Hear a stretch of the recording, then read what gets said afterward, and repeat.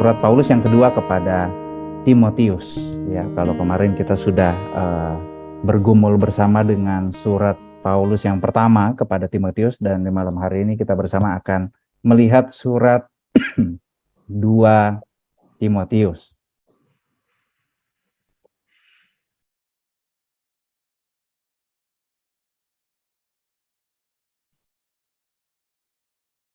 Ya, Bapak Ibu dan Saudara, surat 2 Timotius ini ditulis dalam situasi ketika Paulus pada saat itu sedang berada di dalam penjara di Roma.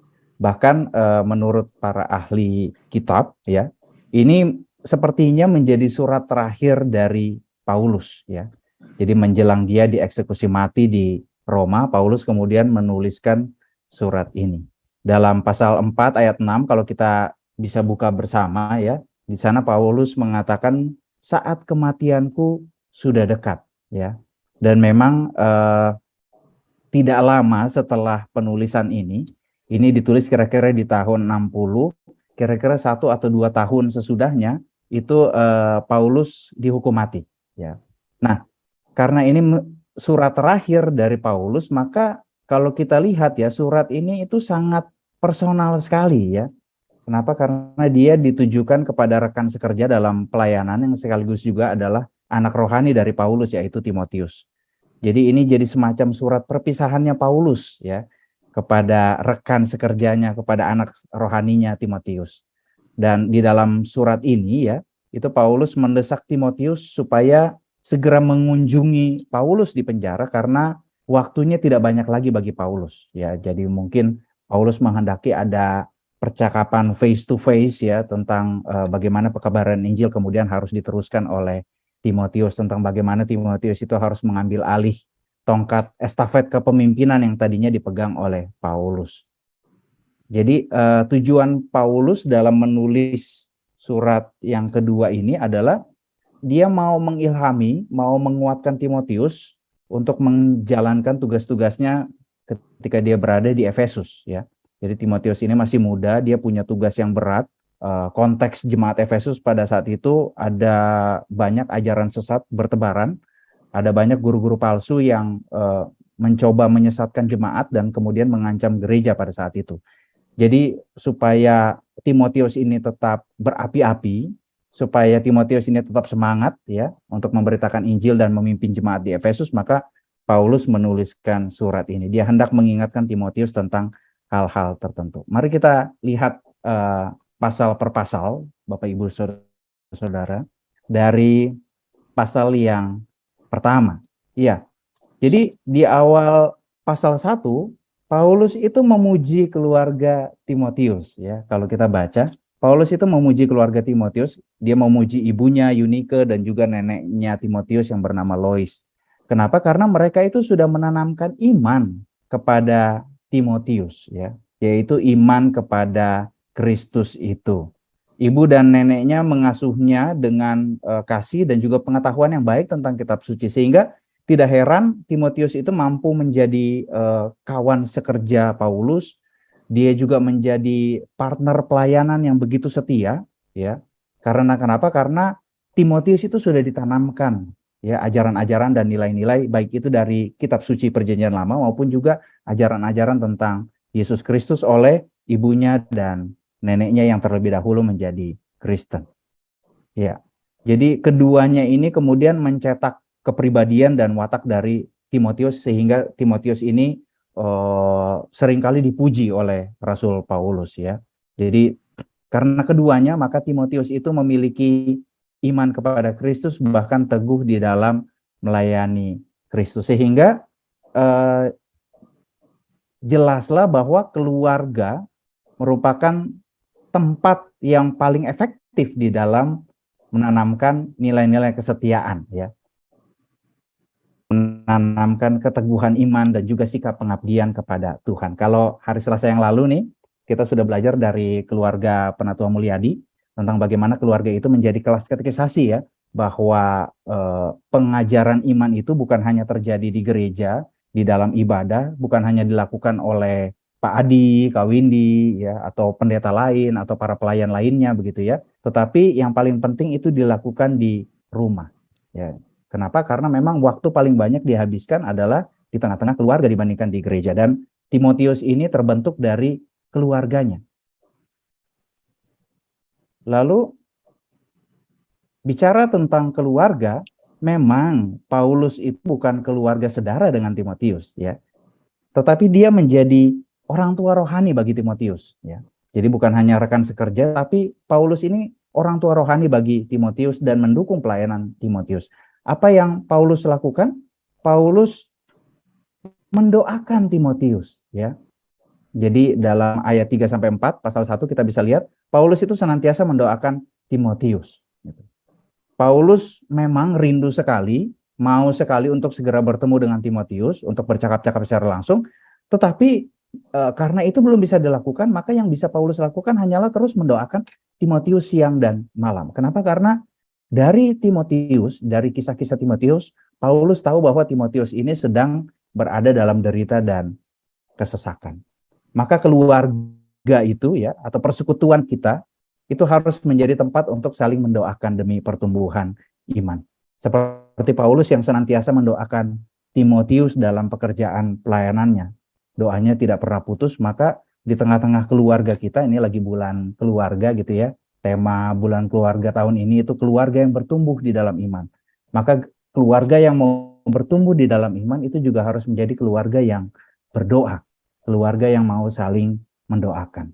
Sama seperti yang dilakukan oleh Paulus terhadap Timotius, dan saya yakin juga Timotius melakukannya bagi Paulus. Bahkan kalau kita baca di awal ya, Paulus membuka sapaannya dalam surat ini itu dengan berkat. Jadi Timotius itu diucap berkat oleh Paulus ya. Paulus kemudian memberkati Timotius. Kasih karunia, rahmat dan damai sejahtera dari Allah Bapa dan Kristus Yesus menyertai kamu. Lalu selanjutnya Paulus itu hendak mengingatkan Timotius tentang prinsip-prinsip di dalam melayani. Ya, kita bisa baca dalam ayat 7 sampai ayat 10 ada banyak sekali di sana dikatakan. Yang pertama itu bukan dengan ketakutan tetapi keberanian ya. Jadi ketika mengambil bagian di dalam pelayanan jangan justru takut gitu. Si Timotius ini berhadapan dengan para guru-guru palsu yang mencoba membelokkan pemahaman iman jemaat. Maka menurut Paulus ini harus dihadapi, janganlah takut ya. Jangan takut tetapi harus berani. Walaupun kamu masih muda, beranilah bertampil, beranilah bertindak, beranilah mengajar. Karena Timotius sudah mengetahui tentang kebenaran, maka dia harus berani. Lalu juga melayani dengan kekuatan gitu ya.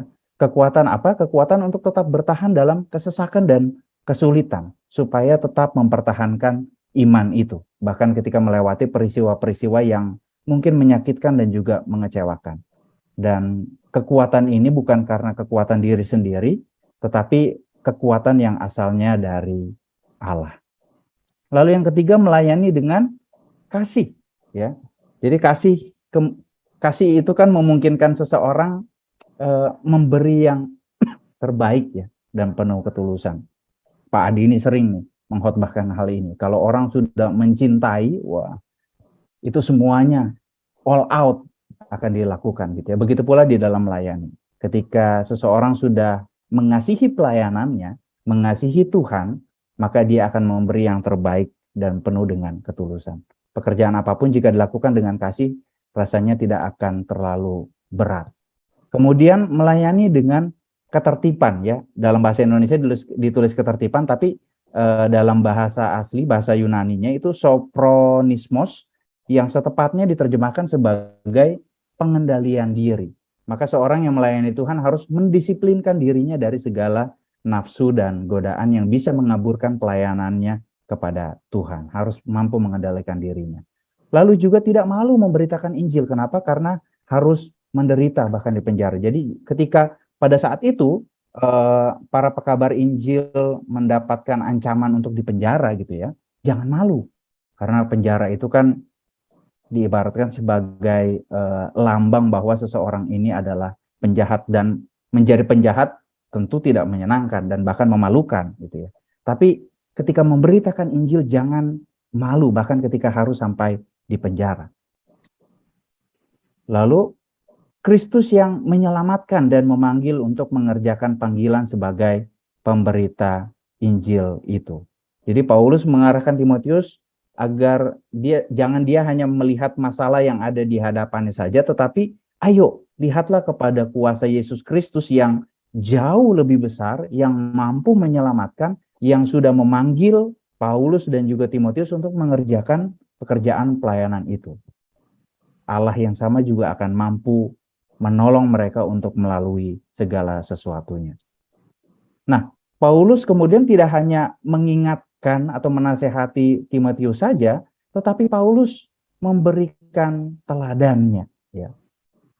Dia nggak cuma pandai berkata-kata, tapi dia juga menunjukkan apa yang dia katakan kepada Timotius itu melalui sikap dan perbuatannya. Kita bisa baca dalam ayat 11 sampai 14 gitu ya. Paulus sebagai orang tua rohani Timotius tentu harus menjadi teladan dalam berbagai hal yang baik. Tidak hanya menasehati, tetapi dia mau juga ikut serta di dalam penderitaan karena dia memberitakan Kristus itu. Ya, jadi Paulus juga ikut terlibat di dalam penderitaan karena ia memberitakan Injil, dan itu dia ajarkan kepada Timotius. Lihatlah aku juga menerima penderitaan itu. Aku juga harus menanggung penderitaan itu. Maka sebagai orang tua ya, Paulus ini kan orang tua rohani, harus memberikan teladan dalam berbagai hal yang baik gitu ya.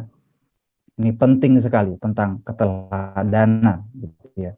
Dibandingkan berkata-kata dalam 1000 bahasa, lebih baik memberikan teladan ya.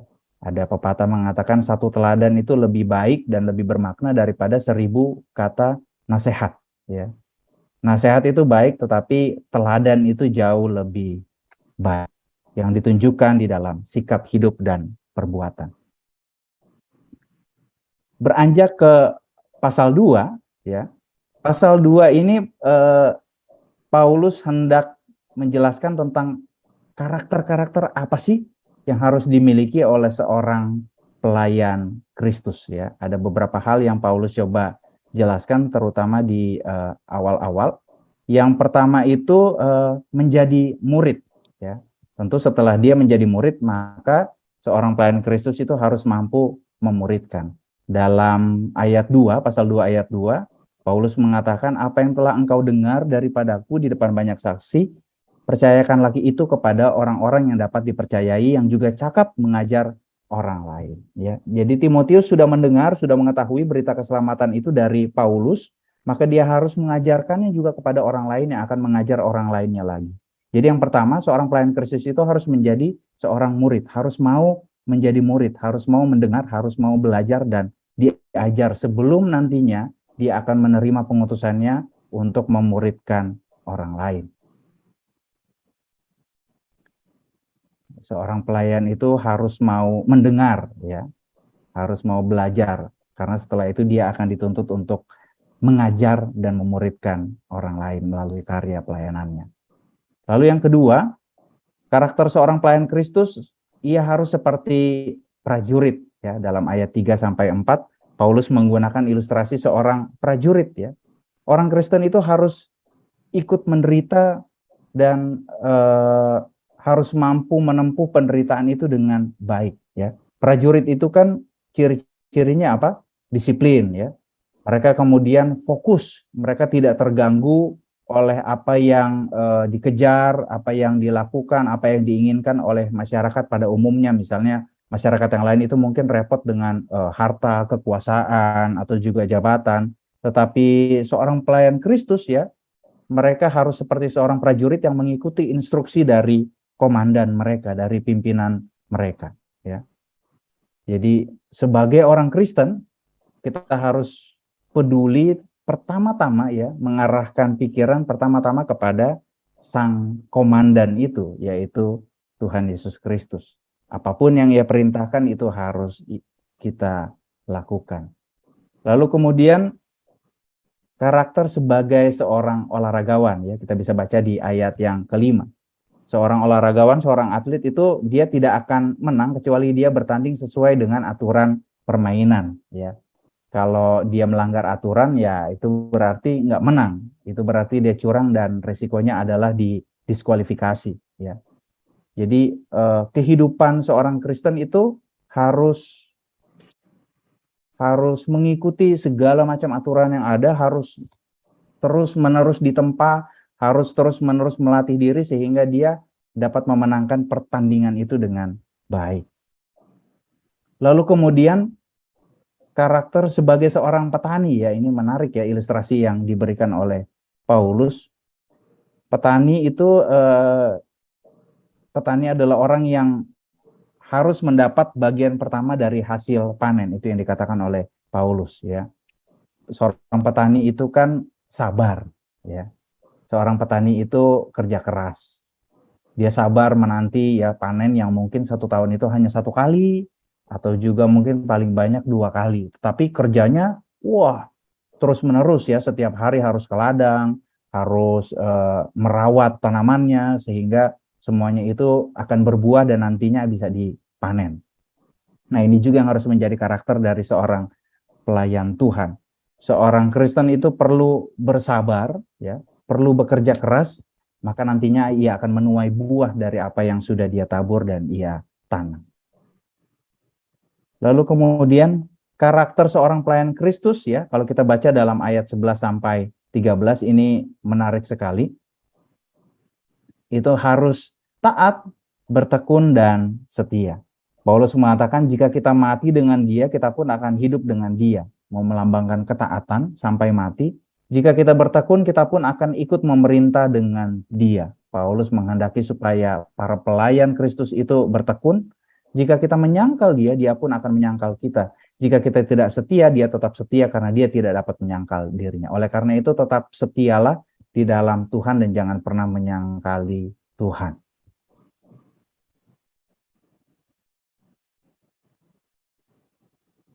Kemudian dalam ayat 14 ayat 14 sampai ayat 19 ya. Karakter seorang pelayan Kristus yang selanjutnya dijelaskan oleh Paulus adalah pekerja yang tidak malu menyampaikan kebenaran ya. Jadi seorang pekerja itu tidak sungkan untuk menegur dan memperbaiki yang salah dan berkata tentang kebenaran.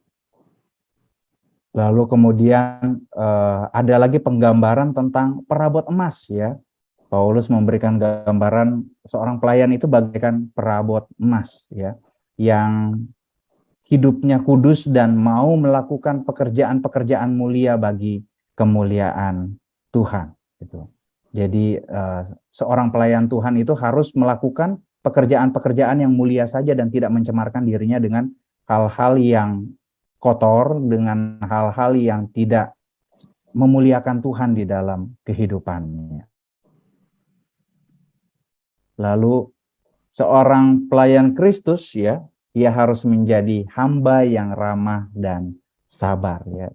Dalam pasal 2 ayat 24 sampai 25 kita baca bersama di sana. Tidak boleh bertengkar, harus ramah terhadap semua orang, dia harus cakap mengajar, sabar dan dengan lemah lembut dapat menuntun orang yang suka melawan. Sebab mungkin Tuhan memberikan kesempatan kepada mereka untuk bertobat dan memimpin mereka sehingga mereka mengenal kebenaran. Jadi seorang pelayan itu harus mau menunjukkan keramahan pada semua orang, juga kesabaran bahkan pun harus mau terbuka kepada semua orang. Enggak pilih-pilih begitu ya, ini orang yang baik ya sudah saya melayani dia saja. Orang ini kok kayaknya dibilangin nggak mau nih, diajak-ajakin ikut persekutuan nggak mau nih, udahlah tinggalin aja deh. Padahal saya sudah dekati, padahal saya sudah telepon, saya sudah datang ke rumahnya, tapi kok dia masih tetap nggak mau ya, udah tinggalin aja deh. Di sini Paulus mengingatkan bahwa harus ramah, harus sabar dan terbuka kepada semua orang. Kenapa? Karena mungkin saja kita menjadi jawaban, ya. Kita menjadi jalan Tuhan untuk memperjumpakan orang ini dengan Tuhan. Di dalam pasal yang ketiga, ya, Paulus hendak menjelaskan kepada Timotius tentang kesukaran yang terjadi pada hari-hari terakhir. Ya. Pasal 3 ayat 1 di sana dikatakan, ketahuilah bahwa pada hari-hari terakhir akan datang masa yang sukar. Nah ini menarik nih. ya. Sebenarnya kapan hari terakhir itu atau akhir zaman itu? Ya. Kalau kita membaca bersama Bapak Ibu Saudara-saudara, dalam surat Paulus ini, yang dimaksud hari-hari terakhir ya, atau akhir zaman adalah saat itu juga oleh Paulus ya.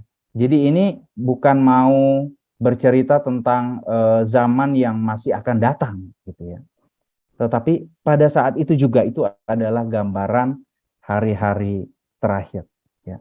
Jadi gambaran tentang seluruh kurun waktu yang terbentang antara kedatangan Kristus yang pertama dan yang kedua kelak. Sehingga pada saat itu, pada saat Paulus menuliskan ini kepada Timotius, itu juga sudah menjadi hari-hari terakhir. Bahkan kita saat ini juga, ini disebut hari-hari terakhir. Kenapa? Karena memang gambarannya tepat sekali dengan apa yang digambarkan oleh Rasul Paulus. Akan ada banyak kesulitan, manusia akan menjadi semakin egois ya, akan ada banyak orang yang menghamba kepada uang, akan ada banyak penipu, akan ada banyak orang yang sombong, orang yang memfitnah, yang memberontak, yang tidak tahu berterima kasih, yang tidak peduli agama, yang tidak mampu mengasihi dan hidupnya hanya mau membenci orang lain, ya, yang tidak suka berdamai, yang perilakunya cabul, ya, yang tidak menghargai orang lain, ya, dan lain sebagainya. Di sana dijelaskan oleh Paulus kalau kita baca di dalam pasal 3 ayat 1 sampai 9. Maka seruan akhir hari-hari terakhir itu juga menjadi seruan bagi kita saat ini gitu ya. Ketika kita hidup di dalam masa-masa di mana orang menjadi semakin egois ya, ada banyak hamba uang, penipu, sombong. Nah, bagaimana kita harus bersikap ya? Kita tetap harus bersikap dengan baik. Kita harus tetap melekat pada Tuhan, pada firman-Nya, sehingga kita tetap hidup dalam kebenaran. Dalam ayat 10 sampai ayat 17, Paulus hendak menjelaskan bahwa di balik kesulitan ya, kalau dalam ayat 1 sampai 9 itu Paulus menjelaskan tentang kesulitan-kesulitan yang akan dialami ya. Di balik itu akan tumbuh iman ya. Iman justru bertumbuh di dalam penganiayaan dan kesukaran yang akan dialami oleh orang-orang percaya. Bahkan itu sudah dialami sendiri oleh Rasul Paulus dan juga oleh Timotius ya. Jadi dalam ayat 10, kalau kita baca bersama, pasal 3 ayat 10, Paulus itu bersyukur bahwa Timotius itu sudah mengikuti teladan hidupnya. Timotius ikut di dalam penderitaan karena mengikuti Yesus. Ya. Sama seperti Paulus yang juga ikut menderita. Nah, mengikuti teladan yang baik tentu akan menolong kita bertumbuh di dalam iman. Ya. Jadi kalau kita mengikuti teladan yang baik, pastikan kita juga akan menjadi baik begitu ya. Kalau kita mengikuti teladan yang buruk, maka hidup kita juga tidak akan menjadi baik. Kalau orang meneladani pencuri, maka hidupnya juga akan menjadi hidup yang penuh dengan pencurian, ya. Akan mencuri sana sini. Tetapi kalau teladan hidupnya adalah orang yang bersih, orang yang hidupnya jujur, maka bisa dipastikan orang itu yang meneladani orang yang jujur ini juga akan hidup di dalam kejujuran. Maka ini di sini pentingnya keteladanan bagi Paulus, dan Paulus bersyukur bahwa Timotius itu mengikuti teladan dari ayah rohaninya, yaitu Paulus. Dalam ayat 11 juga Paulus meyakinkan ya kepada Timotius bahwa berkali-kali Tuhan melepaskan penderitaan yang dialami olehnya ya. Jadi berkali-kali Tuhan melepaskan penderitaan, walaupun penderitaan itu dialami oleh Paulus, tetapi berkali-kali juga Tuhan melepaskan ia dari penderitaan. Apa yang mau Paulus katakan bagi Timotius bahwa Tuhan yang dulu pernah menyertai Paulus ketika berada di dalam penderitaan, maka Tuhan yang sama juga akan menolong Timotius dan juga kita semua ketika kita melewati berbagai macam persoalan dan penderitaan. Dia yang akan menuntun dan membebaskan kita dari permasalahan kehidupan itu. Tuhan yang sama sudah melakukan beribu-ribu kali di dalam kehidupan kita, maka di waktu yang akan datang, maka Tuhan juga akan tetap menolong kita. Dia sanggup melakukannya di masa lalu, maka di masa kini juga dan juga di masa yang akan datang dia akan menolong dan membebaskan kita. Nah, yang terpenting adalah bagi Paulus di dalam menghadapi berbagai macam kesulitan, umat Tuhan itu tetap berpegang pada kebenaran Tuhan, yaitu pada firman Tuhan yang tercatat di dalam kitab suci. Dalam ayat 15 sampai 17 di sana dikatakan, tetapi hendaklah engkau tetap berpegang pada kebenaran yang telah engkau terima dan engkau yakini dan selalu mengingat orang yang mengajarkannya kepadamu. Ingatlah juga bahwa dari kecil engkau sudah mengenal kitab suci yang dapat memberi hikmat kepadamu dan menuntun engkau kepada keselamatan oleh iman kepada Kristus Yesus. Ya, Paulus kan dari tadi terus bicara tentang keteladanan ya. Maka di ayat ini juga dia mau menunjukkan bahwa orang percaya itu bisa menemukan keteladanan dari pengalaman iman ribuan orang percaya yang tertulis di dalam kitab suci. Keteladanan itu akan menolong orang percaya untuk hidup di dalam kebenaran, ya. Untuk menyatakan kesalahan, untuk memperbaiki kelakuan dan untuk mendidik di dalam kebenaran, sehingga iman itu terus-menerus bertumbuh. Ya. Jadi tetaplah dalam berbagai persoalan tetaplah melekat pada firman Tuhan, karena firman Tuhan itu akan menolong dan mengarahkan kita untuk terus bertumbuh. Kemudian di pasal yang keempat, apa yang hendak Paulus katakan? Di pasal 4, Paulus menasehati Timotius untuk memenuhi panggilan pelayanan yang sudah Allah percayakan kepada Timotius, ya, Tuhan. Ya, jadi Paulus menegaskan kepada Timotius, beritakanlah firman Tuhan itu kapanpun waktunya, bagaimanapun keadaannya, ya. Timotius harus siap sedia di dalam memberitakan firman, di dalam menegur orang yang melakukan kesalahan, di dalam menasehati orang-orang berdasarkan firman dan kasih, ya. Dan dalam menjalankan pelayanannya, Paulus juga mengingatkan Timotius supaya Timotius bisa menguasai dirinya, supaya Timotius bisa sabar menderita ketika dia sedang melakukan pekerjaan pelayanannya. Jadi memang Paulus ini sangat mendesak Timotius ya untuk dengan serius dan dengan benar melakukan tugas panggilan pelayanannya itu. Kenapa?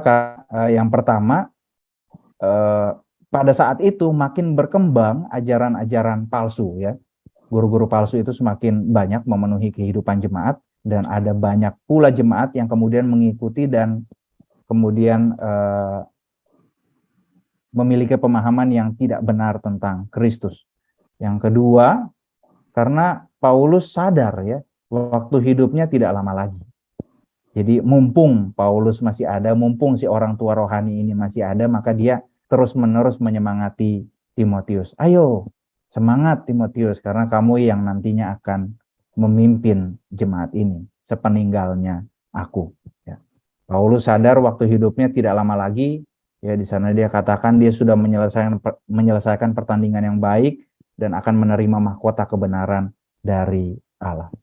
Orang yang tetap setia melakukan pekerjaannya, tetap berlomba di dalam pertandingannya, terarah menuju ke arah Tuhan, ya, dia akan menerima mahkota kebenaran dari Allah itu.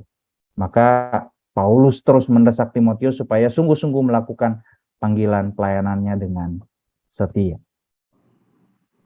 Kemudian di pasal 4 ayat 9 sampai 22 ya, diberikan judul perikop di sana pesan terakhir, tapi menarik sebenarnya ini kalau mau dilihat ya.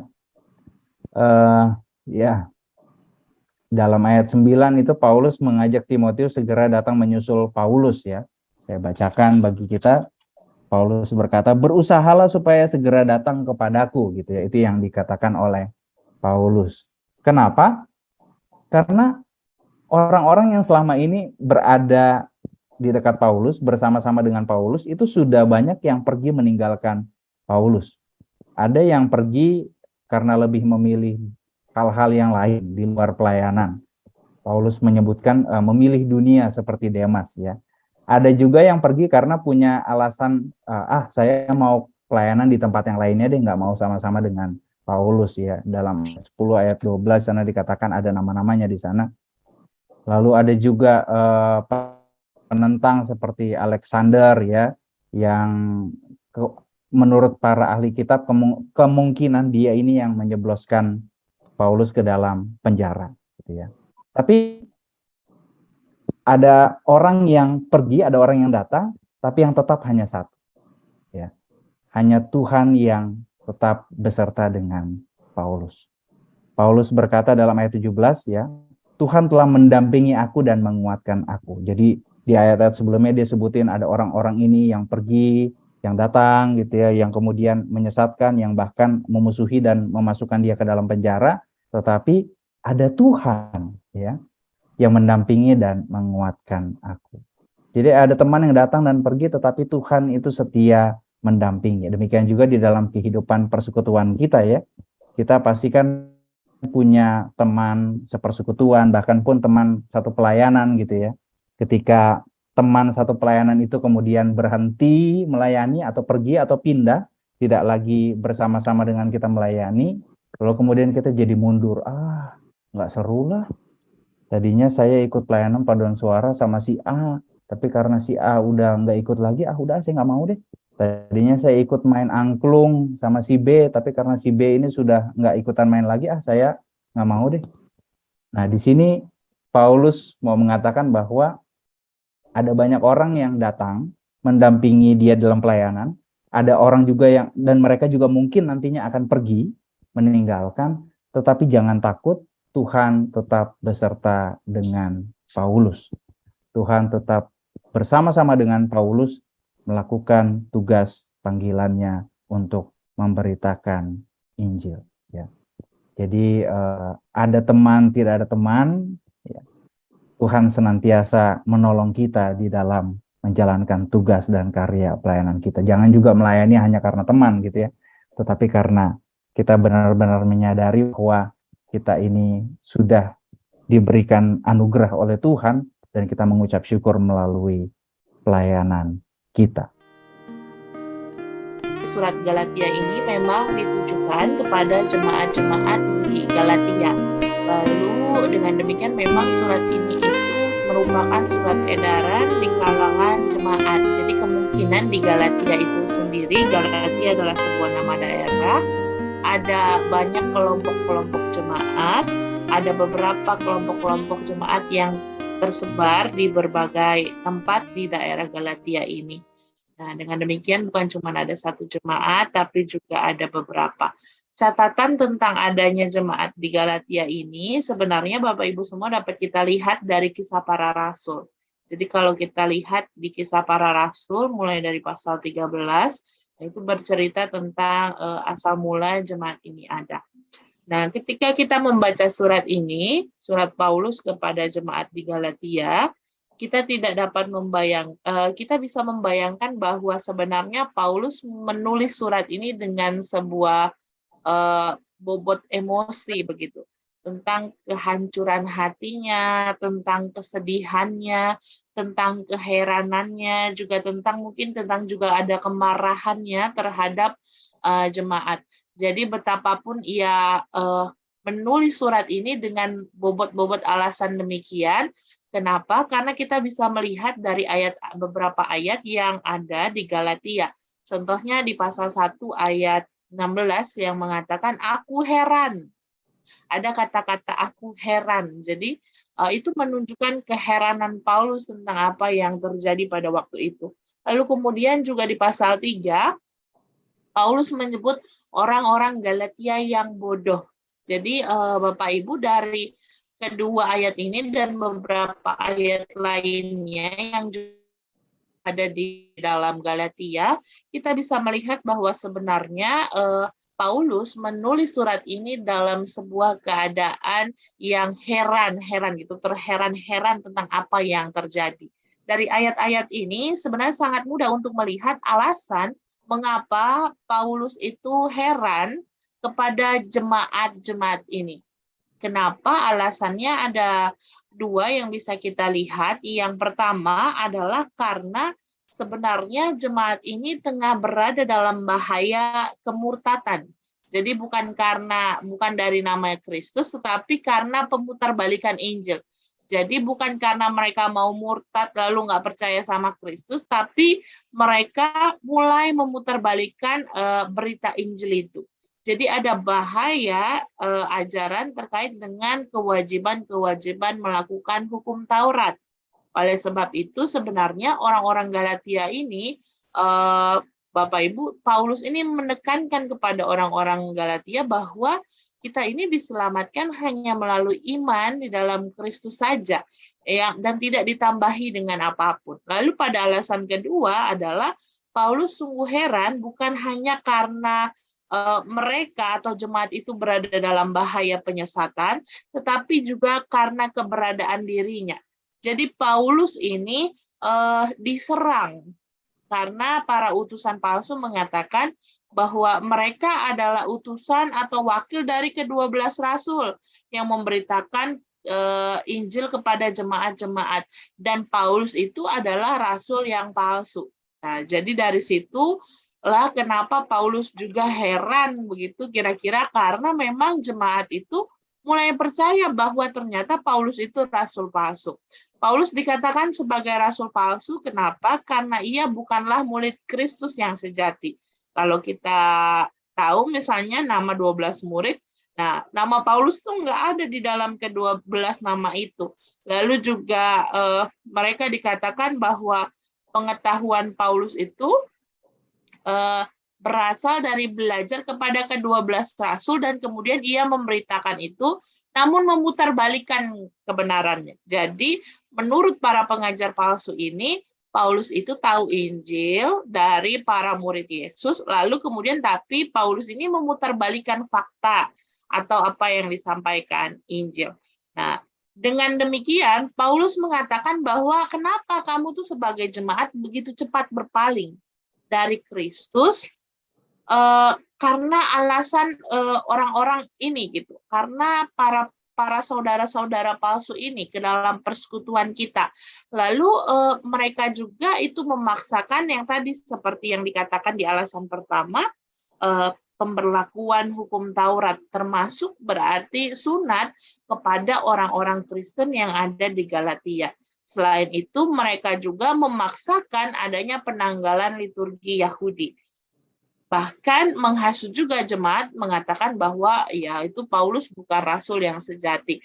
Konsekuensinya adalah Injil yang Paulus beritakan adalah Injil yang palsu. Nah, Bapak Ibu semua, karena dua alasan inilah kemudian datang surat ini. Karena dua alasan inilah kemudian Paulus menyatakan keheranannya terhadap apa yang dilakukan oleh jemaat di Galatia. Lalu pada bagian berikutnya, kita akan melihat sebenarnya letak persoalannya yang terjadi. Secara letak persoalan, saya buat skemanya, kira-kira mau menggambarkan bahwa ketika orang-orang Yahudi itu menjadi Kristen, kan sebagian dari mereka masih yakin bahwa sunat dan hukum Taurat itu pemberian Allah yang harus dipelihara. Jadi memang sebagai orang Yahudi, mereka punya tradisi untuk memelihara dan memberlakukan hukum Taurat.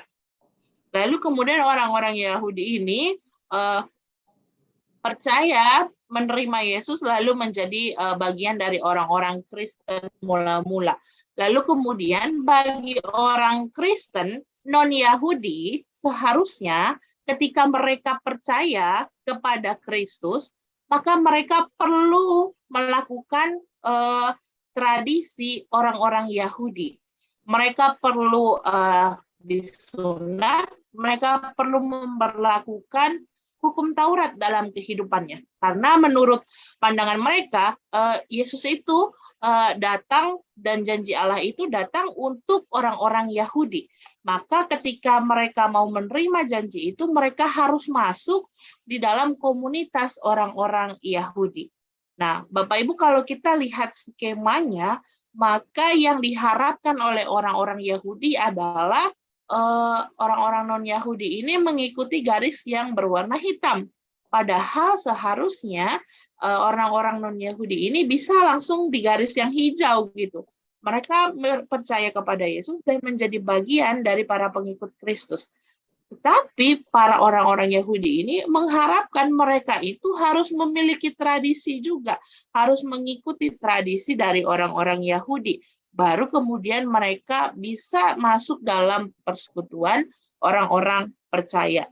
Nah, ketika kita melihat ini, maka kita mengetahui pokok persoalannya bahwa sebenarnya orang-orang Yahudi tengah memaksakan tradisi Yahudi, tengah memaksakan penanggalan-penanggalan Yahudi kepada orang-orang non-Yahudi. Inilah yang coba ditentang oleh Paulus. Paulus menentang tindakan untuk menyunatkan orang Yahudi yang ingin menjadi Kristen. Paulus juga menentang pemberlakuan hari-hari raya Yahudi kepada orang-orang non-Yahudi. Maka dengan demikian, Bapak Ibu, menurut Paulus, sunat dan pemberlakuan hari raya Yahudi itu tidak perlu diperlakukan untuk orang-orang Yahudi yang ingin menjadi orang-orang non-Yahudi yang ingin menjadi Kristen. Nah, lalu kemudian kalau kita lihat Bapak Ibu, persoalan ini pada mulanya itu timbul di antara orang-orang Kristen asal Yahudi yang mempertahankan sunat dan hukum Taurat. Lalu kemudian Paulus menentang hal tersebut, akhirnya diadakanlah sebuah kesepakatan, sebuah pertemuan. Jadi persoalan ini sebenarnya sudah pernah diputuskan di Yerusalem dalam pertemuan antara Paulus, Petrus, Yakobus, dan Yohanes. Dalam hal ini mereka setuju bahwa tradisi Yahudi termasuk sunat itu tidak perlu diberlakukan untuk orang-orang Kristen non-Yahudi. Nah, Bapak Ibu, keputusan ini mereka ambil. Oleh sebab itu kita bisa lihat pada pasal 9 dikatakan bahwa dan setelah melihat kasih karunia yang dianugerahkan kepadaku, maka Yakobus, Kefas, dan Yohanes yang dipandang sebagai soko guru. Jadi memang Paulus sendiri menghormati keberadaan Yakobus, Kefas, dan Yohanes sebagai soko guru jemaat, sebagai orang yang penting begitu. Lalu kemudian Paulus sendiri berjabat tangan dengan mereka sebagai tanda persekutuan supaya Paulus ini dapat pergi kepada orang-orang yang tidak bersunat dan juga mereka semua kepada orang-orang yang bersunat. Nah, akan tetapi Bapak Ibu, dari kesepakatan ini, dari apa yang sudah mereka sepakati bersama, bahwa memang orang-orang Kristen non-Yahudi tidak harus melakukan tradisi Yahudi, tidak harus disunat, tidak harus melakukan penanggalan-penanggalan hari raya Yahudi, tetapi keputusan ini ternyata tidak diterima. Tidak semua orang menerima keputusan ini. Akhirnya inilah yang menyebabkan adanya konflik. Konflik ini muncul karena memang tidak semua orang sepakat menerima keputusan ini. Terutama siapa? Terutama orang-orang Kristen yang asalnya dari Yahudi. Dengan tegas memang mereka menolak keputusan itu karena memang mereka setia pada sunat sebagai tanda keselamatan. Maka sementara itu Paulus dalam memberitakan Injilnya membebaskan orang-orang non-Yahudi dari sunat. Dan guru-guru palsu ini datang memaksakan sunat dan hukum Taurat kepada orang-orang Kristen dan Yahudi sebagai tanda keselamatan. Kita bisa lihat dalam ayat-ayatnya dikatakan bahwa pada akhirnya sesungguhnya aku Paulus berkata kepadamu, jikalau kamu menyunatkan diri, Kristus sama sekali tidak akan berguna bagimu. Sekali lagi aku katakan kepada setiap orang yang menyunatkan dirinya bahwa ia wajib melakukan seluruh hukum Taurat. Sebenarnya Paulus hendak menekankan bahwa memang bagi orang yang menyunatkan dirinya, maka bagi ia berlaku sebenarnya hukum Taurat itu. Jadi ia patut melakukan hukum Taurat itu. Jadi ajaran yang diberikan oleh para guru-guru palsu ini, para saudara-saudara palsu ini membuat akhirnya jemaat dalam keadaan yang terombang-ambing, Bapak Ibu. Bahkan di antara mereka ini juga terpengaruh memberikan diri untuk disunat. Makanya Paulus dalam ayatnya ini menegaskan, ya udah kalau kamu mau disunat, kalau kamu sudah memberi diri disunat, maka perlakukanlah seluruh hukum Taurat yang ada. Jangan setengah-setengah, jangan cuma sunatnya aja, yang lainnya enggak, kira-kira begitu. Nah, kekesalan Paulus inilah yang akhirnya dia pada pada slide yang pertama tadi kita bisa lihat, sehingga membuat Paulus akhirnya menyebut orang-orang di Galatia ini dengan sebutan sebagai orang bodoh. Paulus baru saja mendirikan jemaat itu, tetapi ketika Paulus meninggalkan jemaat itu, dengan cepat datang para saudara-saudara palsu menghasut mereka sehingga mereka menjadi percaya dan lalu mengikuti apa yang disampaikan oleh para saudara palsu itu. Nah, Paulus menyebut, kalau tadi kan disebut ya dari tadi nih Bapak Ibu kita sebut bahwa Paulus itu menyebut orang-orang ini sebagai saudara-saudara palsu. Pertanyaannya adalah siapa sih saudara-saudara palsu ini? Siapa sih yang datang lalu menyampaikan kabar demikian? Nah, kalau kita lihat Bapak Ibu secara keseluruhan kitab surat Galatia ini, maka kita akan melihat bahwa memang saudara-saudara palsu itu adalah orang-orang yang juga berasal dari kalangan kita-kita gitu. Dari kalangan kehidupan kita, dari kalangan orang-orang Kristen.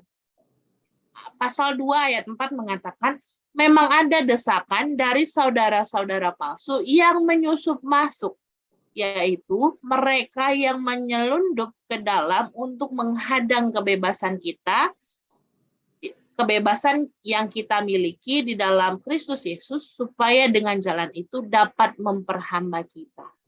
Siapa guru-guru palsu? Siapa saudara-saudara palsu ini?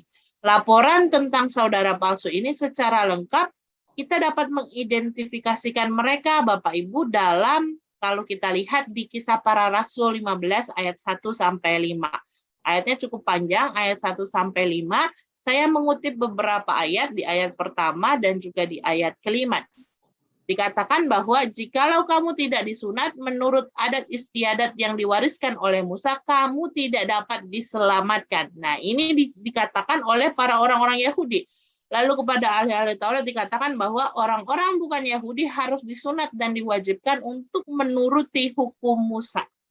Jadi kita bisa tahu bahwa saudara-saudara palsu ini adalah orang-orang Yahudi yang sifatnya sangat konservatif.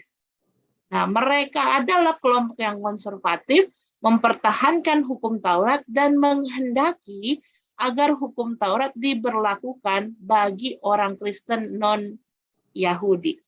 Nah, Paulus mengeluh karena kelompok guru-guru palsu ini, kelompok saudara-saudara palsu ini juga memelihara hari, bulan, musim-musim tertentu, hari-hari raya tertentu yang berkaitan dengan tradisi mereka.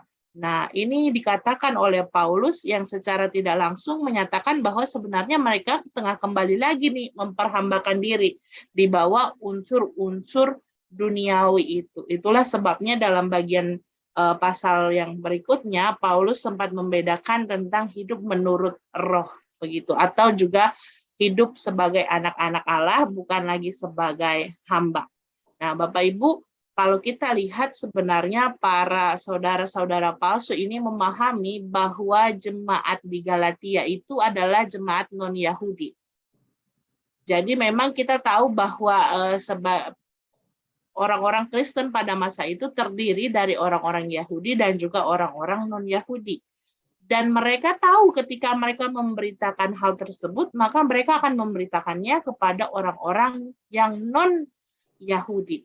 Sebenarnya apa yang dilakukan Paulus, mereka menyambut baik bahwa Paulus itu membawa orang-orang percaya kepada Kristus, akhirnya menjadi jemaat.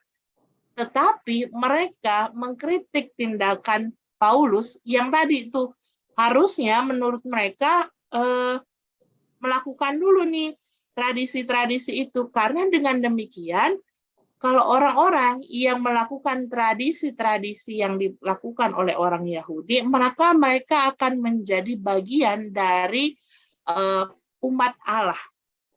Jadi orang-orang non-Yahudi ini mengambil bagian dalam anugerah keselamatan jika mereka semua masuk ke dalam bagian dari umat-umat Allah.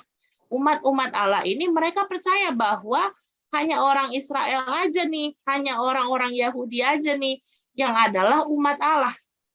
Jadi kalau mereka mau diselamatkan, mereka harus menjadi bagian dari orang-orang Yahudi. Itu pengajaran yang mereka sampaikan.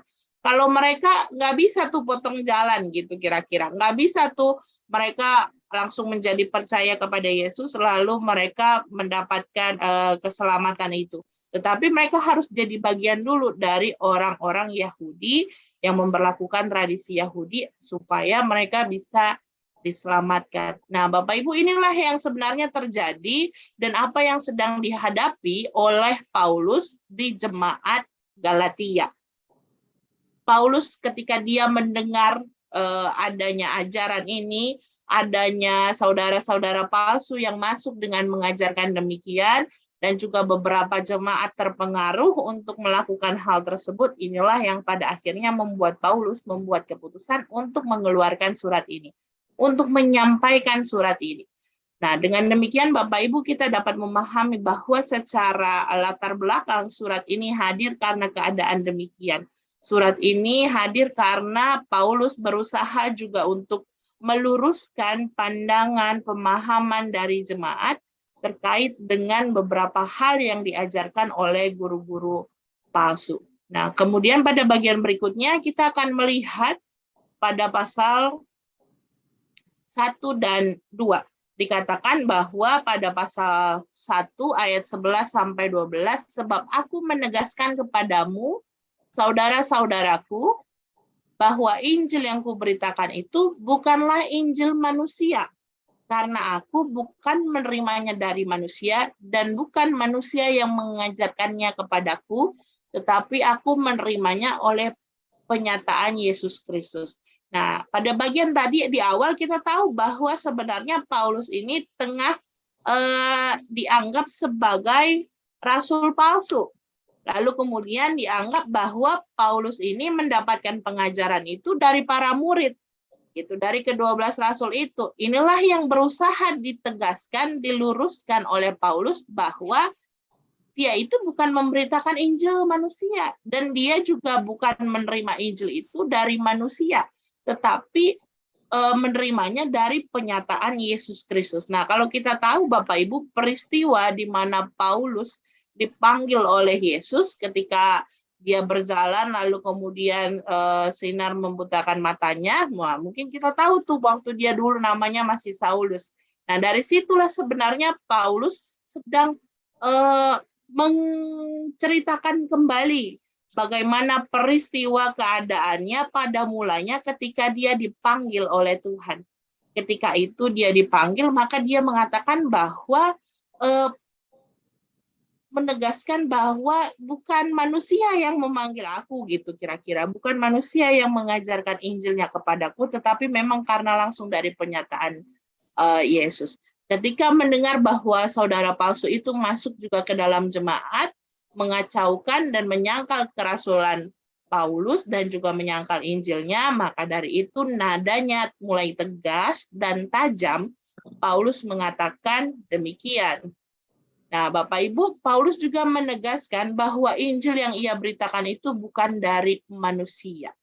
Nah, lalu kemudian Paulus menceritakan riwayat hidupnya, mulai dari kehidupannya sebagai seorang yang menganiaya jemaat, lalu dipanggil oleh Tuhan, lalu kemudian karena demikianlah, lalu kemudian karena para saudara palsu itu mendemonstrasikan kesatuan antara sunat dan iman, maka Paulus membuat sebuah bagian lain yang mengarah pada bagian berikutnya di pasal 3 dan pasal 4. Pasal 3 ayat 6 sampai 7 dikatakan bahwa secara itu jugalah Abraham percaya kepada Allah, maka Allah memperhitungkan hal itu kepadanya sebagai kebenaran. Jadi kamu lihat bahwa mereka yang hidup dari iman, mereka itulah anak-anak Abraham. Setelah pada bagian pertama dia melakukan konfirmasi terkait keberadaannya sebagai rasul yang menerima penyataan dari Yesus Kristus, pada bagian berikutnya Paulus memberikan sebuah konfirmasi terkait dengan kehidupan iman dan hubungannya juga dengan sunat atau juga dengan hukum Taurat. Pada bagian berikutnya, Paulus menegaskan bahwa Abraham itu dibenarkan bukan karena perbuatannya, melainkan karena imannya. Karena Abraham percaya, maka imannya itulah yang diperhitungkan sebagai kebenaran. Dengan demikian sebenarnya orang non-Yahudi dapat menjadi umat Allah itu dengan imannya, dengan mengakui imannya. Adalah sebuah berita sukacita ketika Allah mengatakan kepada Abraham. Kalau kita ingat bahwa janji Allah kepada Abraham adalah Allah mengatakan semua bangsa akan diberkati melalui engkau. Jadi iman orang non-Yahudi terhadap Injil merupakan juga pemenuhan akan janji Allah kepada Abraham. Jadi memang Injil itu, keselamatan itu dibagikan untuk semua bangsa. Nah, tidak terbatas pada bangsa-bangsa, tidak terbatas pada orang-orang Yahudi saja. Karena kenapa Bapak Ibu?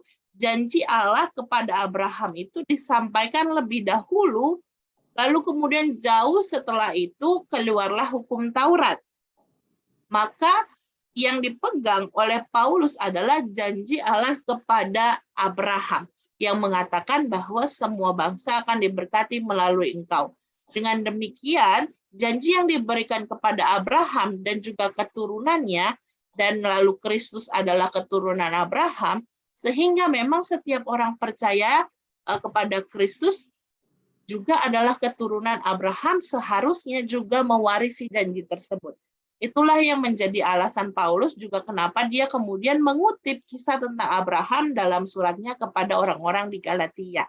Oleh karena itu, bagi Paulus, baik Yahudi maupun Yunani, baik hamba ataupun orang merdeka, baik laki-laki maupun perempuan, yang percaya kepada Kristus adalah anak-anak Abraham. Nah, inilah kenapa kemudian alasan dari Paulus mengutip cerita tentang Abraham. Menurutnya, kisah dan janji Tuhan kepada Abraham untuk memberkati semua bangsa itu, itulah yang dipegang, bukan dengan hukum Taurat. Lalu kemudian pada bagian berikutnya kita akan melihat Bapak Ibu tentang hukum Taurat nih, yang dari tadi kita omongin. Inilah yang menjadi sebenarnya pokok dari pemberitaan kepada jemaat di Galatia. Para saudara palsu yang masuk ke jemaat di Galatia itu memaksakan tadi ya sunat dan juga hukum Taurat kepada anggota jemaat. Menurut Paulus, tidak dapat dibenarkan di hadapan Allah pekerjaan hukum Taurat itu. Maksudnya adalah tidak ada seorang pun yang sanggup melakukan hukum Taurat. Kenapa? Sehingga semua manusia itu sebenarnya selalu berada di bawah kutuk hukum Taurat menurut Paulus. Bagi Paulus, satu pelanggaran terhadap Taurat dapat membuat manusia tidak benar di hadapan Allah. Nah, disinilah Taurat itu tidak dapat diandalkan sebagai jalan keselamatan menurut Paulus. Bagi Paulus, karena satu pelanggaran aja nih dari hukum Taurat itu membuat manusia menjadi tidak benar di hadapan Allah. Oleh sebab itu, peraturan ini tidak dapat diandalkan sebagai jalan keselamatan. Kalau sunat itu hanya sebagai apa yang lahiriah saja, apa yang kelihatan, karena yang terpenting adalah penyunatan hati, karena yang terpenting adalah bukan apa yang kelihatan. Lalu Paulus berpendapat bahwa keselamatan itu adalah ya memang karena iman. Jadi Bapak Ibu, apa yang Paulus katakan di sini adalah bahwa jika ia memelihara hukum Taurat, maka ia dapat diselamatkan. Namun pertanyaannya, siapa yang bisa memelihara hukum Taurat? Tidak ada satu orang pun yang dapat memelihara hukum Taurat. Oleh sebab itu, Paulus juga mengutip, terkutuklah orang yang tidak setia melakukan segala sesuatu yang tertulis dalam hukum Taurat. Ada sebuah buku tafsir yang mengatakan bahwa Taurat itu seperti lampu yang digantung pada sebuah rantai. Jadi kalau kita tahu ya Bapak Ibu, rantai itu kan buletan yang menyatu-nyatu begitu. Sebenarnya kita nggak perlu matahin setiap mata rantai nih untuk bikin lampu itu jatuh. Jadi cukup kita patahin, cukup kita hancurkan satu buletan mata rantai itu untuk membuat lampu itu jatuh dan akhirnya menjadi hancur. Demikian juga halnya dengan manusia. Jika ingin diselamatkan oleh hukum Taurat, maka harus memelihara semuanya. Harus melakukan semuanya. Nggak bisa pilih-pilih salah satu atau nggak bisa lalai terhadap salah satu. Maka kalau mau itu harus semuanya. Itulah kenapa Paulus mengatakan bahwa kita ini nggak sanggup melakukan hukum Taurat, lalu menjadikan hukum Taurat itu sebagai keselamatan. Dan jika kita melanggar perintah-perintah yang tertulis di dalamnya, maka sebenarnya kita tengah melanggar semuanya. Kita telah membuat diri kita jatuh dan akhirnya binasa. Lalu pertanyaannya adalah, kenapa kemudian hukum Taurat itu ada? Kalau misalnya kita tidak bisa memenuhi hukum Taurat itu, dan hukum Taurat itu bukanlah cara untuk kita mendapatkan keselamatan, pertanyaannya adalah, mengapa hukum Taurat itu ada? Pada ayat 24 dikatakan bahwa jadi hukum Taurat adalah penuntun bagi kita sampai Kristus datang, supaya kita dibenarkan karena iman. Menurut Paulus, hukum Taurat itu adalah penuntun, Bapak Ibu. Nah, kata penuntun yang digunakan dalam bahasa Yunani di sini adalah paidagogos, kira-kira begitu ya bacanya. Nah, tulisannya demikian. Nah, bagi kita, kalau kata ini Bapak Ibu, paidagogos ini sebenarnya mengacu pada sebuah peristiwa, mengacu pada sebuah tindakan menuntun yang beneran menuntun. Contohnya adalah dalam kultur Yunani Romawi, kata ini itu mengacu kepada tindakan seorang budak yang menuntun anak tuannya untuk pergi ke suatu tempat. Jadi kalau misalnya kita lihat nih, misalnya ada tindakan seorang budak, lalu menuntun anak tuannya itu ke suatu tempat, ke tempat main, misalnya dituntun. Nah, itu adalah paidagogos. Jadi tindakan itu adalah menuntun. Menurut Paulus, hukum Taurat itu adalah penuntun untuk sampai kepada nanti Kristus datang. Atau juga paidagogos ini dapat diartikan sebagai tindakan budak yang dipercaya atau diberikan beban untuk mengawasi kehidupan dan juga mengawasi moral dari anak tuannya itu. Nah, demikian. Jadi kayak dititipin gitu anaknya selama tuannya pergi, kira-kira begitu. Nah, inilah Bapak Ibu yang dimaksudkan Paulus dengan menuntun, paidagogos. Jadi bagi Paulus memang ketika hukum Taurat dijadikan patokan, dia tidak bisa dijadikan patokan dari keselamatan. Karena kita dibenarkan hanya karena iman, bukan karena hukum Taurat. Itulah sebabnya Paulus menegaskan bahwa memang tidak penting bagi orang-orang non-Yahudi untuk memperlakukan hukum Taurat. Karena memang secara tradisi itu bukan tradisi mereka. Itu bukan dari kultur mereka. Nah, tetapi ketika orang-orang non-Yahudi percaya kepada Kristus, oleh karena imannya, itulah yang membuat mereka dibenarkan karena iman. Bukan karena keharusan kewajiban mereka melakukan hukum Taurat. Nah, kemudian pada bagian akhir, di pasal terakhir, di pasal berikutnya, secara singkat kita bisa melihat bahwa sebenarnya Paulus memberikan sebuah istilah baru, yakni hukum Kristus. Hukum Kristus ini dapat kita lakukan dengan hidup menurut roh. Pada pasal 5 ayat 16 dikatakan, maksudku ialah hiduplah oleh roh, maka kamu tidak akan menuruti keinginan daging. Kalau kita lihat hukum Taurat itu, misalnya 10 hukum Taurat, itu semua kan menentang kehidupan menurut keinginan daging. Menentang keinginan daging. Bagi Paulus, semua hal ini bisa kita lakukan, bisa kita taati ketika hidup kita ini dipimpin oleh roh. Bukan dipimpin oleh keinginan daging. Maka bagi Paulus penting bagi kita untuk meresapi kehidupan, menjalani kehidupan menurut pimpinan roh, bukan menurut keinginan daging. Jadi ketika kita tidak melakukan atau kita mentaati hukum Taurat, misalnya yang 10 perintah itu, bukan karena kita taat pada hukum Taurat, tetapi memang karena kita hidup dipimpin oleh roh. Nah, karena orang-orang yang hidup dipimpin oleh roh ini adalah orang-orang yang hidup menjadi ciptaan yang baru. Nah, Bapak Ibu, dengan demikian sebenarnya kehadiran Yesus adalah untuk juga memenuhi hukum Taurat bagi kita agar kita juga dapat hidup menurut roh, bukan menurut keinginan daging. Dan ketika kita menjalani kehidupan kita berdasarkan hukum Kristus, maka hukum yang diajarkan adalah kasih. Dengan demikian, kita seorang percaya kepada Yesus ini akan bergantung kepada Yesus.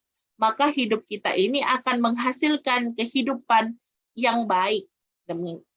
Orang yang menjalani kehidupannya bersama dengan roh, maka dia akan menghasilkan buah-buah roh. Inilah kenapa juga di Galatia memuat sebuah beberapa ayat tentang buah roh. Nah, ini Bapak Ibu, kita kan udah bahas ya buah roh ini dalam pertemuan kita di doa Pentakosta beberapa waktu yang lalu, doa Pentakosta di beberapa waktu yang lalu.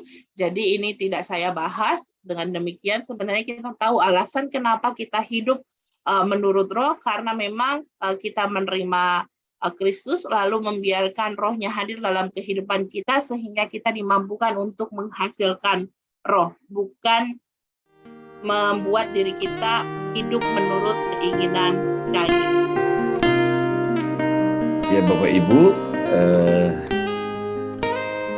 sedikit pengantar dari kitab Efesus.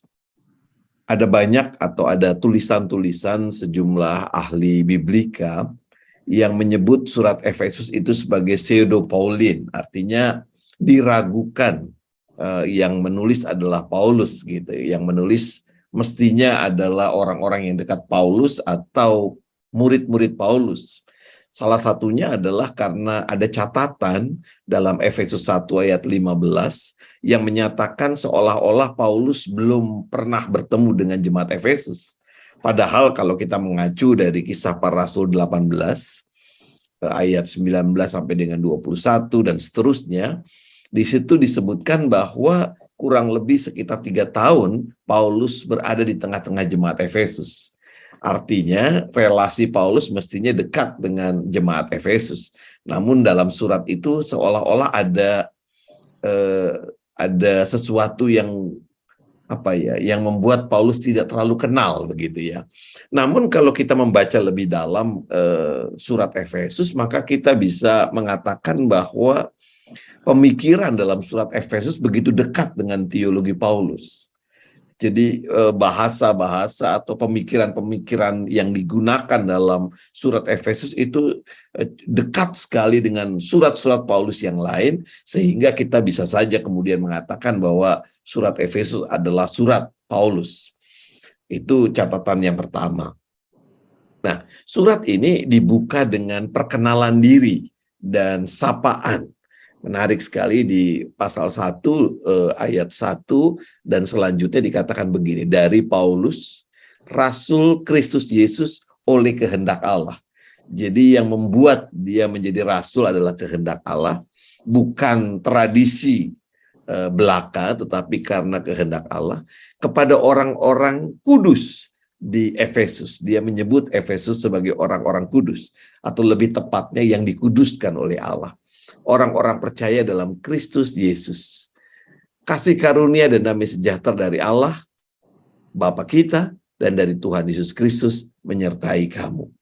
Nah, di sini kita bisa melihat ada sapaan yang menunjukkan posisi Yesus yang disejajarkan dengan Allah Bapa. Dan dalam perkembangan teologi gereja, apa yang disampaikan oleh Paulus ini menjadi penting karena inilah yang kemudian menjadi dasar pembentukan paham Allah Trinitas.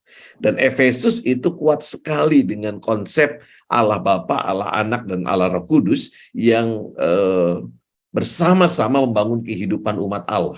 Nah, jadi membaca surat Efesus itu membuat kita memahami bahwa sekalipun konsep Allah Trinitas tidak ada dalam Alkitab, sekalipun kata atau term Allah Trinitas tidak ada dalam Alkitab, tetapi konsep Allah Trinitas itu begitu dalam, begitu luas, salah satunya dari surat Efesus ini. Lalu pada ayat yang ketiga dan seterusnya, Paulus melanjutkan dengan doksologi, ya, sebuah upaya untuk memuliakan Tuhan, dan dia dalam doksologi ini berbicara tentang kepenuhan keselamatan atau karya keselamatan yang penuh dari Allah dalam Yesus Kristus. Dan setelah doksologi ini atau di dalam doksologi ini, Paulus memberi identitas Yesus yang mirip dengan Injil Yohanes, bahwa Yesus telah ada sejak semula, sebelum dunia dijadikan, kata Paulus, dan semenjak awal juga, di dalam dan melalui Kristus, manusia telah ditentukan menjadi bagian dari rencana Allah untuk memuliakannya. Jadi Yesus telah ditentukan, dan Yesus menentukan orang-orang yang kemudian menjadi bagian dari persekutuan. Nah, dalam rangka upaya menjadi bagian dari persekutuan itulah, maka terjadi penebusan melalui pengorbanan Yesus Kristus. Lalu di situ dikatakan tentang Roh Kudus. Jadi di sini tadi saya sudah mengatakan konsep Allah Trinitasnya begitu jelas, karena Bapa mengutus Kristus, dan ada jaminan dari karya penebusan Allah di dalam Yesus Kristus yang dilakukan oleh Roh Kudus, pasal 1 ayat 14. Dan Roh Kudus itu adalah jaminan bagian kita sampai kita memperoleh seluruhnya, yaitu penebusan yang menjadikan kita milik Allah untuk memuji kemuliaannya. Jadi gambaran doksologi ini memuliakan Allah Bapa, Anak, dan Roh Kudus. Juga di bagian ini kita menemukan ada satu frase atau ada sebuah kalimat yang menjadi sangat penting dalam surat Efesus atau dalam surat-surat Paulus, yaitu di dalam Kristus. Dalam bahasa Yunani digunakan kata en Christoi. Dan cukup banyak dipakai oleh Kristus, walaupun tidak dalam kalimat di dalam Kristus, tapi di dalam dia menunjuk kepada Kristus dan sekitarnya. Kita bisa menemukan antara lain, ya, nanti Bapak dan Ibu teman-teman bisa melihatnya lebih jauh dalam pasal 1 ayat 4, ayat 5, ayat 6, ayat 7, ayat 9, ayat 10, 11, dan seterusnya. Dalam atau melalui frase ini, melalui kalimat ini, Paulus hendak mengatakan bahwa berkat dikaruniakan Tuhan Allah melalui dan di dalam Kristus. Jadi kita menemukan pemahaman yang sejajar dengan Injil Yohanes, ya, bahwa Yesus adalah jalan kebenaran dan hidup satu-satunya. Nah, itu juga yang dikatakan dalam surat Efesus ini di bagian doksologinya atau di bagian awal di mana Paulus memuliakan Yesus. Lalu barulah Paulus melanjutkan di pasal 2 ayat 15 sampai dengan 23 yang kemudian diisi Paulus dalam suratnya dengan memuji jemaat Efesus. Ada dua hal atau dua pokok yang didengar Paulus yang membuat dia memuji jemaat di Efesus, yaitu iman mereka dan tindakan kasih mereka kepada orang kudus. Maksudnya para pelayan-pelayan Tuhan di pasal 1 ayat 15. Jadi jemaat Efesus adalah jemaat yang iman mereka begitu luar biasa, tetapi tindakan kasih mereka juga luar biasa. Nah, di sini kita bisa menemukan iman dan tindakan itu sebenarnya seperti satu mata uang dengan dua sisi. Ketika kita punya iman, maka di situ kita melakukan tindakan kasih. Ketika kita melakukan tindakan kasih tanpa iman, maka tindakan kasih itu pasti bermuara pada transaksi. Aku sudah melakukan ini, kenapa dia begitu? Nah, itu transaksional. Nah, Paulus menyejajarkan di sini antara iman dengan tindakan kasih. Dan hal inilah yang pujian inilah yang kemudian mendorong Paulus untuk mendoakan jemaat di Efesus. Dalam doanya, ini menarik sekali, Paulus memohon agar umat dikaruniakan roh hikmat yang menunjuk pada Roh Kudus, agar umat mengenal Yesus dengan benar. Jadi yang didoakan Paulus, yang dimintakan Paulus dalam doanya bukan supaya umat ini bertumbuh, anggota jemaatnya bertambah banyak, persembahannya semakin banyak. Enggak. Yang diminta oleh Paulus adalah roh hikmat. Supaya apa? Bukan supaya mereka melakukan mujizat-mujizat, tetapi supaya mereka, umat di Efesus, mengenal Yesus dengan benar. Sebuah pemahaman yang menurut saya luar biasa. Agak jarang ya orang memohon sesuatu supaya dia mengenal Yesus gitu, atau orang lain mengenal Yesus. Biasanya kita meminta sesuatu terkait dengan kehidupan yang lebih baik, dalam arti biasanya materi, di sini tidak. Mengapa? Karena lewat karya Roh Kudus, mata hati umat akan dibukakan untuk melihat bahwa pengharapan mereka pada Yesus Kristus tidak pernah sia-sia. Jadi karena kuasa Roh Kudus, karena tuntunan Roh Kudus, maka mereka tidak akan pernah sia-sia menaruh harap kepada Yesus Kristus. Nah, selanjutnya di dalam ayat 22 di situ dikatakan kenapa tidak sia-sia pengharapan pada Yesus Kristus. Karena Yesus Kristus tidak hanya dibangkitkan oleh Allah, melainkan juga memiliki kedudukan yang tinggi.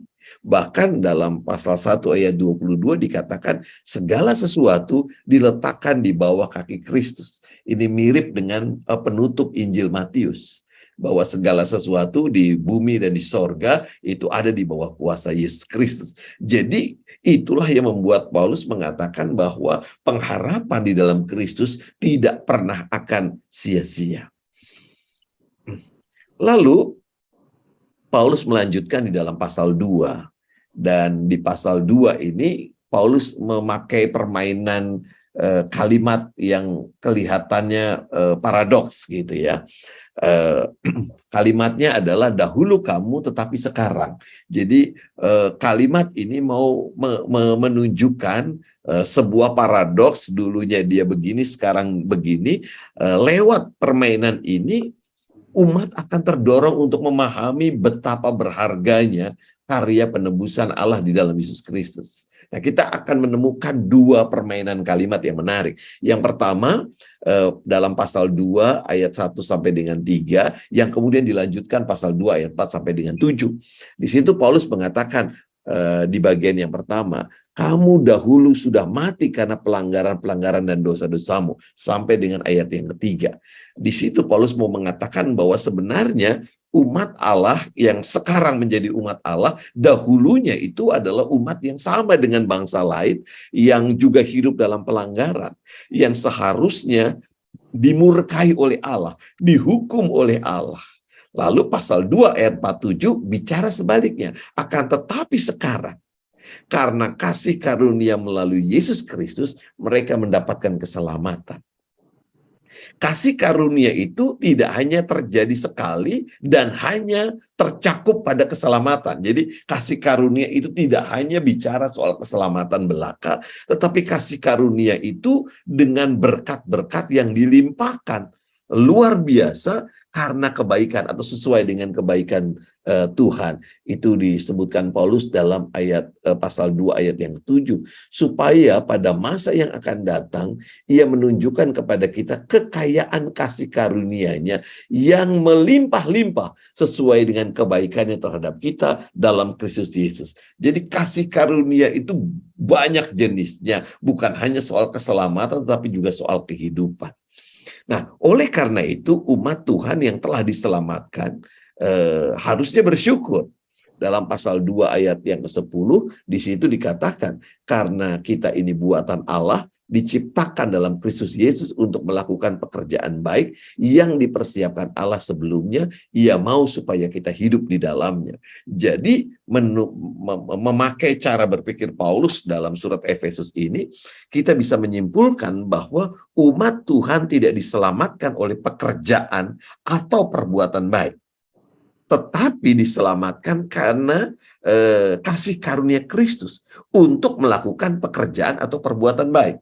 Jadi berbeda sekali ya, bukan pekerjaan atau perbuatan yang membuat kita diselamatkan, tetapi kita diselamatkan untuk melakukan pekerjaan dan perbuatan baik. Sesuatu yang menurut saya kemudian menjadi etos orang-orang Kristen sampai hari ini.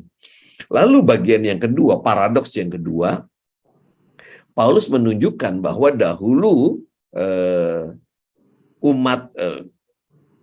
umat yang kemudian bergabung dalam persekutuan gereja itu terdiri dari orang Yahudi dan bukan orang Yahudi. Nah, dulu mereka terpisah.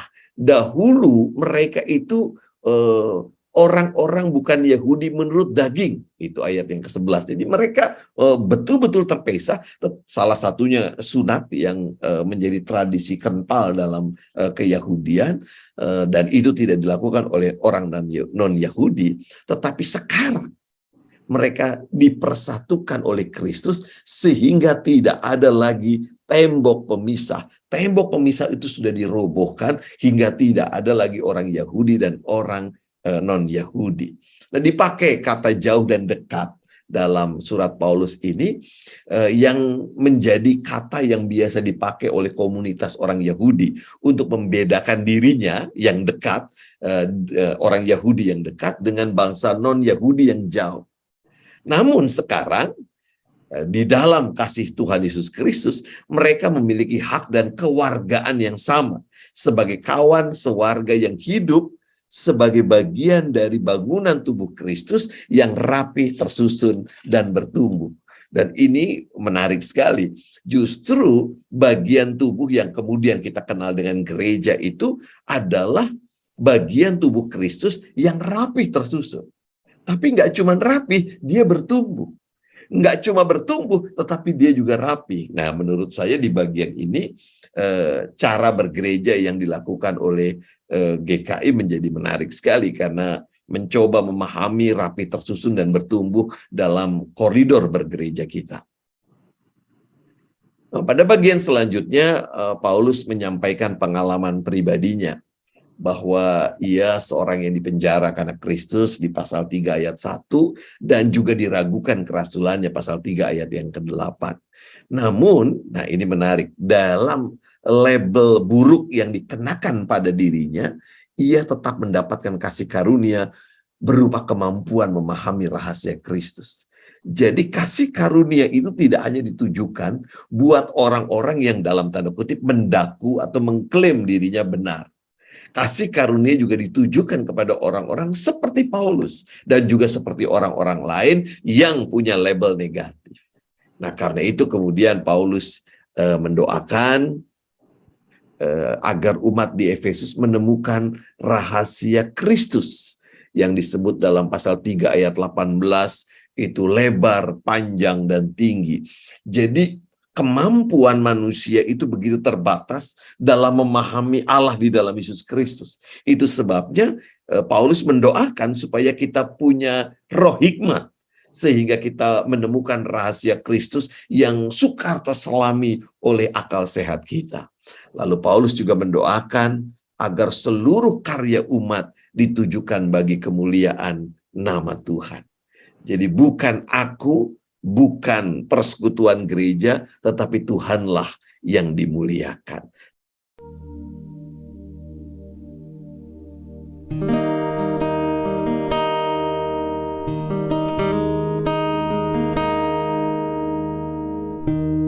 Kita akan melanjutkannya dengan pasal 4 dan sampai dengan pasal yang ke-6.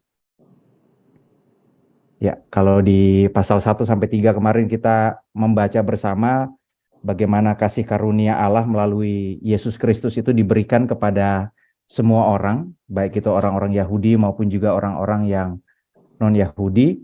Maka di paruh kedua suratnya ya, bagian kedua 4 sampai 6 ini apa yang hendak Paulus sampaikan? Ya, kalau kita baca ya Bapak Ibu, di dalam pasal 4 ayatnya yang pertama, nah ini dibuka dengan sebuah kata sambung ya. Sebab itu ya. Sebab itu, lalu kemudian saya kutip di sana, supaya hidupmu sebagai orang yang telah dipanggil berpadanan dengan panggilan itu. Ya. Jadi kata sambung sebab itu menunjukkan satu bagian baru dari surat Paulus ini, yaitu Paulus hendak menyambungnya dengan nasihat-nasihat praktis. Ya. Jadi Paulus mau menekankan pentingnya keterkaitan antara anugerah keselamatan yang sudah dibahas olehnya dalam pasal 1-3 itu, yang diberikan kepada semua orang. Nah, itu harus dihidupi menjadi gaya hidupnya orang Kristen. Nah, ini yang dituntut oleh Paulus di dalam pasal 4 sampai dengan pasal 6. Apa yang telah Allah lakukan, keselamatan yang Allah berikan, itu perlu direspon sepatutnya oleh manusia dalam sikap hidup pribadi, entah itu nanti di tengah-tengah keluarga, atau juga di tengah-tengah komunitas jemaat, bahkan pun juga di tengah-tengah hidup bermasyarakat. Mari kita lihat bersama-sama ya dari pasal 4 ya. Pasal 4 itu Paulus hendak menekankan bahwa seorang pengikut Kristus itu harus rendah hati, lemah lembut, sabar, menunjukkan kasih dalam hal saling membantu, dan berusaha memelihara kesatuan roh oleh ikatan damai sejahtera. Ya, yang pertama itu kerendah hatian. Apa itu kerendah hatian?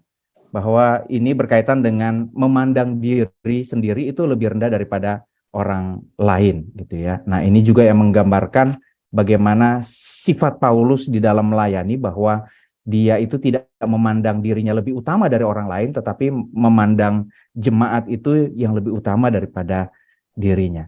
Kerendahan hati itu harus dibarengi juga dengan yang namanya kelemah lembutan. Maksudnya apa? Kelemah lembutan dalam hal ini itu ketika mau menegur dan mengoreksi orang lain dengan penuh kesabaran, gitu ya. Jadi ketika kita menemukan, jemaat itu menemukan satu kesalahan dalam diri orang lain, maka bisa ditegur, tetapi tegurlah dengan kelemah lembutan, dengan penuh kesabaran.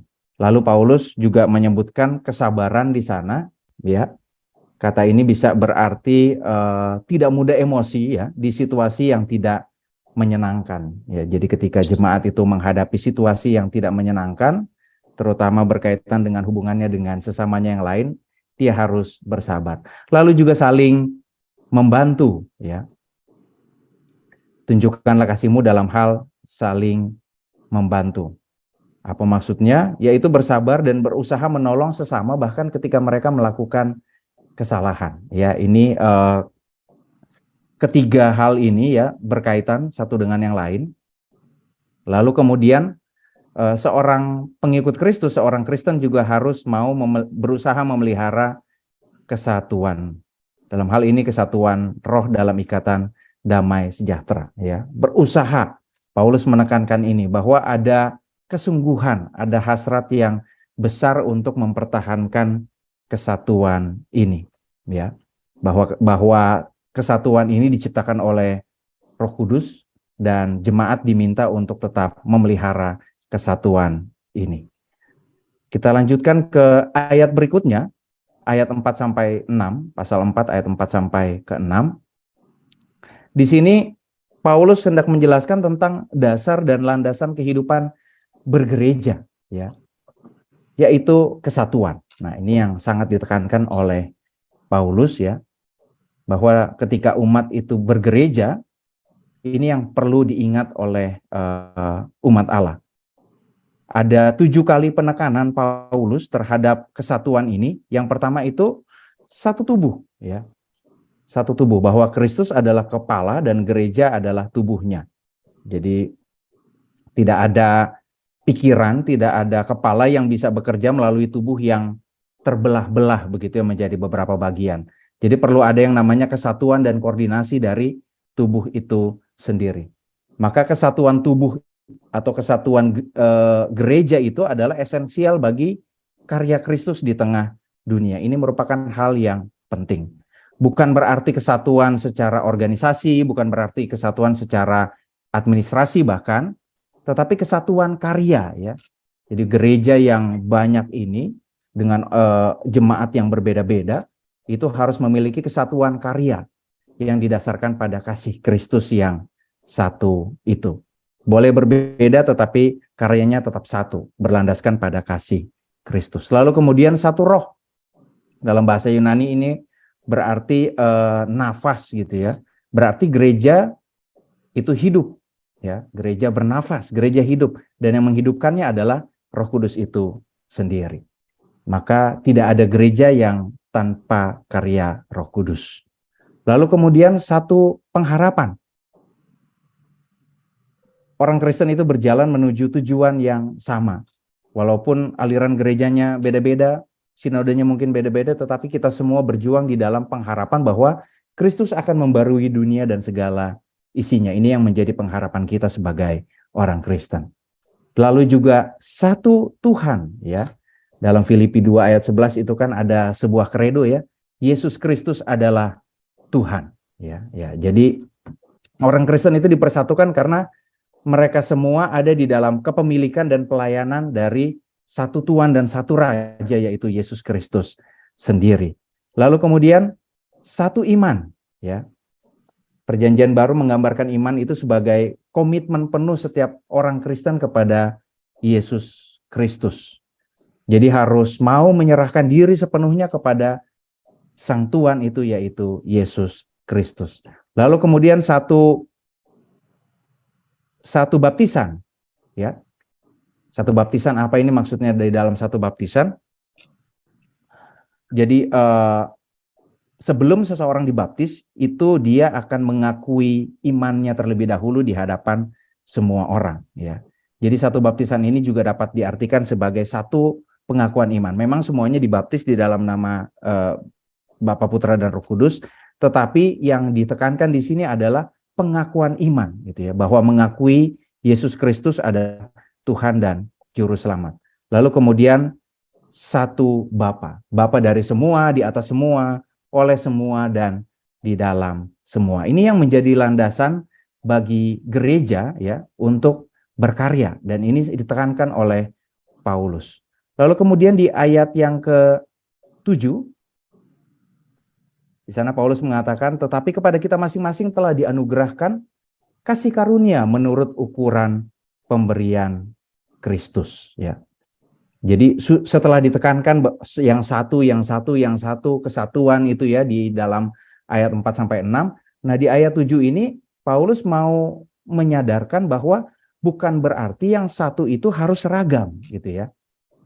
Kan di atasnya tuh satu. Tetapi itu bukan berarti keseragaman. Kesatuan tidak sama dengan keseragaman. Ya, tidak semua orang diberikan tugas dan tanggung jawab yang sama di tengah-tengah jemaat.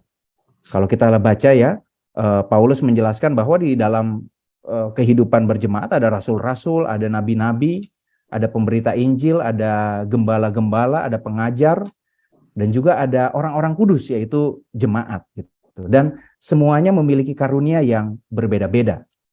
Semuanya memiliki tugas dan tanggung jawab yang berbeda-beda. Jadi ada berbagai tugas dan tanggung jawab yang diberikan Tuhan kepada masing-masing.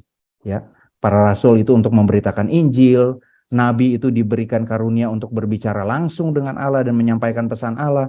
Pemberita Injil, gembala, dan pengajar juga diberikan karunianya masing-masing untuk berkarya di tengah-tengah jemaat Tuhan. Ya. Bahkan pun juga jemaat itu memiliki tugas dan tanggung jawabnya masing-masing. Ya. Jadi satu itu bukan berarti seragam, semuanya mengerjakan hal yang sama, tetapi di dalam kesatuan itu juga ada perbedaan-perbedaan tugas dan tanggung jawab, dan ini harus terus menggerakkan gereja. Di tengah-tengah perbedaan, gereja harus tetap berkarya. Lalu di dalam ayat 16, Paulus berkata seperti ini, daripadanya seluruh tubuh yang rapi tersusun diikat jadi satu oleh pelayanan semua bagiannya sesuai dengan kadar pekerjaan tiap-tiap anggota. Ya, jadi karunia itu diberikan kepada masing-masing individu dan harus digunakan untuk pekerjaan pelayanan. Bahwa semua orang telah menerima karunia dari Kristus dan harus digunakan untuk pembangunan tubuh Kristus itu sendiri. Ya. Nah, di dalam pembangunan tubuh Kristus ini, masing-masing anggota juga harus bertumbuh, begitu ya. Jadi bukan hanya komunitasnya ya, bukan hanya gerejanya yang bertumbuh, tetapi anggota-anggota di dalamnya juga itu harus bertumbuh, membangun dirinya sesuai fungsinya di dalam tumbuh, sehingga semakin dewasa dan mencapai ukuran pertumbuhan yang penuh. Jadi ada pertumbuhan secara komunal, tetapi dituntut juga pertumbuhan secara personal. Tidak bisa hanya yang komunal ini yang bertumbuh, tetapi person-person orang-orang yang ada di dalamnya itu tidak bertumbuh, ataupun sebaliknya begitu ya, hanya orang-orang yang bertumbuh, tetapi persekutuannya itu tidak bertumbuh. Harus ada pertumbuhan keduanya. Kemudian di dalam ayat 17 ya, kalau kita baca ayat 17 sampai 32, di sana Paulus menantang setiap orang Kristen untuk menanggalkan manusia lama mereka ya, dan mengenakan manusia baru ketika mereka kemudian dipulihkan dan telah menerima keselamatan di dalam Kristus ya. Bagi Paulus sendiri manusia lama itu menyesatkan dan akan menemui kebinasaannya. Oleh karena itu seperti pakaian ya, Paulus itu mengumpamakannya seperti pakaian, manusia lama ini harus ditanggalkan lalu kemudian mengenakan manusia yang baru, yang rindu akan suatu pertumbuhan rohani ya. Kalau Bapak Ibu dan saudara-saudara bisa baca di dalam pasal 4 ayat 17 sampai 32 ini diuraikan ya, bermacam-macam perbedaan manusia lama dan manusia baru. Hidup manusia lama misalnya pikiran yang sia-sia, pengertian yang gelap, tidak menyembah Allah, bodoh, keras kepala, perasaan yang tumpul, menuruti nafsunya, serakah, penuh dengan kecemaran ya, penuh dusta, pendosa, pemarah, pendendam, dan yang lain sebagainya. Berbeda dengan manusia baru, di sana Paulus juga menerangkan dengan panjang lebar bahwa manusia baru itu mau mendengar, manusia baru itu mengenal Tuhan, menerima kebenaran, ya, menolak perbuatan manusia lama, hidup benar dan kudus dalam Yesus Kristus, tidak pemarah, tidak berbuat dosa, tidak dendam, melawan iblis gitu ya, tidak mencuri, bekerja dengan baik, berbuat baik, bersedekah, tidak berkata kotor, tidak berdusta dan berhikmat, tidak mendukakan Roh Kudus Allah, tidak pendendam ya, dan lain sebagainya. Di sana dijabarkan dengan panjang lebar tentang manusia baru dan manusia lama, sifat-sifat yang harus dimiliki. Maka bagi Paulus, manusia baru itu menerima pembenaran dan pengudusan dalam Yesus Kristus sehingga hidupnya harus berbuah kebaikan, kebenaran, dan keadilan. Sedangkan manusia lama itu justru menolak ya, Yesus Kristus dan penebusan yang ia bawa, dan hidup mereka berbuah kejahatan yang mengarah kepada kebinasaan. Gitu ya. Nah, ini gampang-gampang susah. Ketika kita sudah diselamatkan oleh Kristus, kita harusnya mengenakan manusia baru, tetapi keinginan daging kita, nafsu kita sendiri itu seolah-olah menahan kita untuk menanggalkan manusia lama yang penuh dengan keberdosaan itu. Sehingga ini yang menjadi perjuangan kita sebagai pengikut Kristus, bahwa kita harus berjuang, berusaha untuk mengenakan manusia baru itu. Dalam pasal 5, Paulus selalu menasihati jemaat Efesus supaya mereka ini mau menerapkan satu standar tertinggi di dalam hidupnya, ya, ketika mereka memilih menjadi pengikut Kristus, yaitu menjadi penurut Allah. Ya, di dalam Alkitab bahasa Inggris di sana diterjemahkan imitators of God, gitu ya, imitators of God. Jadi mereka itu harus menjadi imitator atau peniru Tuhan. Tentu bukan menjadi sama seperti Tuhan, gitu ya, tetapi berusaha melakukan yang terbaik, ya, sama seperti Kristus yang melakukan terbaik di dalam kehidupannya ketika dia melayani, bahkan dia taat sampai mati di kayu salib. Bahwa orang Kristen itu harus meniru ya kasih dan pengampunan yang Allah berikan. Paulus menggunakan ungkapan khas ya, korban yang harum.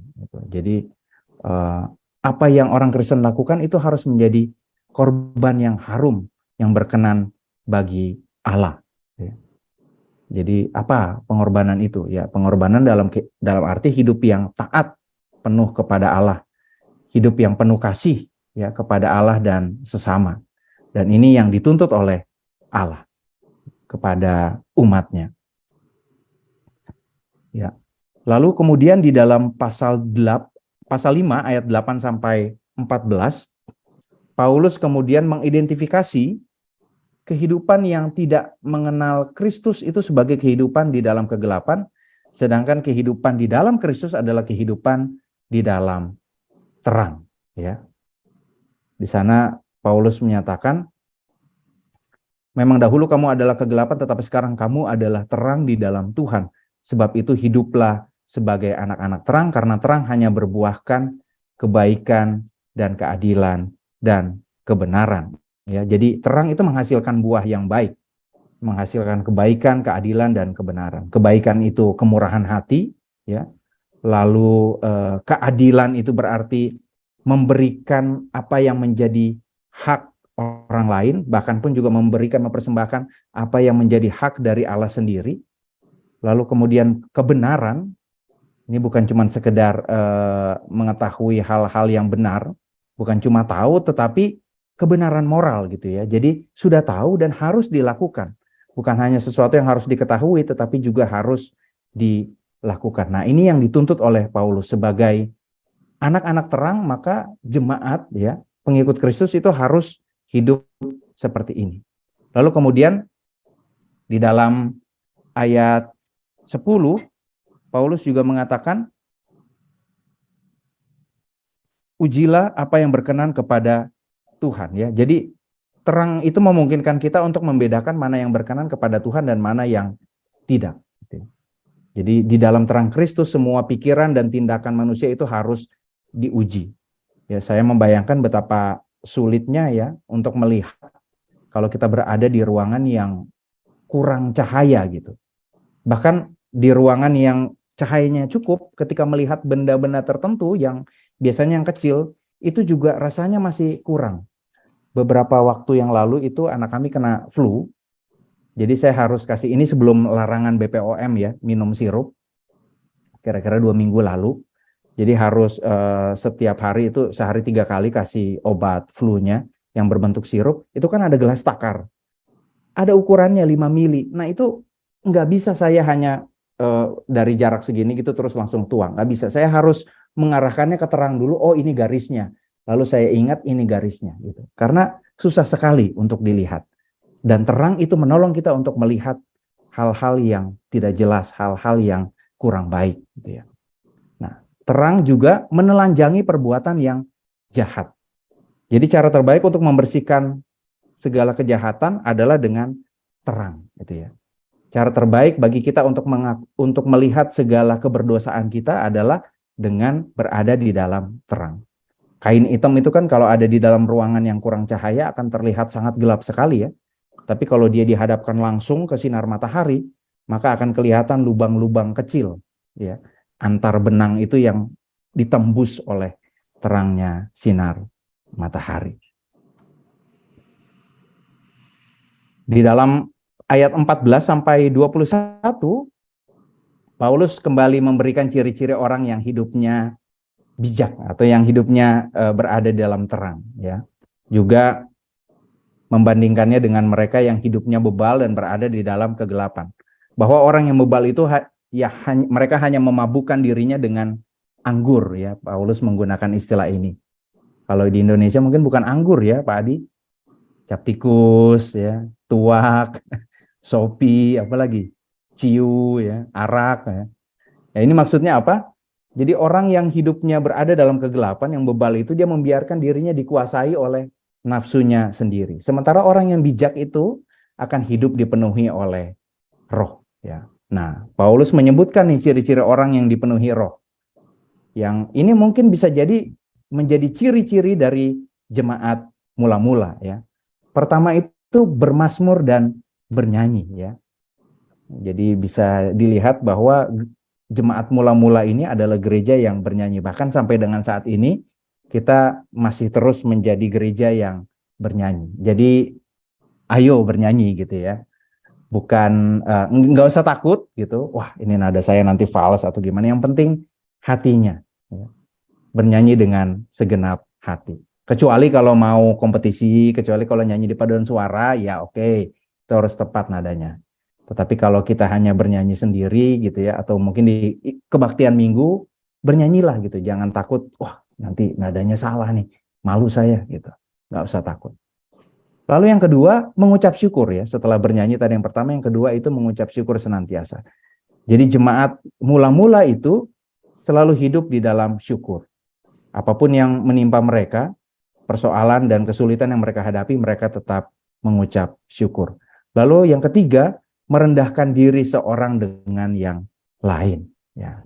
Jadi mereka saling menghormati, saling menghargai, gitu, satu sama lain. Walaupun mereka berbeda-beda secara status sosial, ada yang kaya, ada yang miskin, tetapi mereka saling merendahkan diri, saling menghormati dan saling menghargai.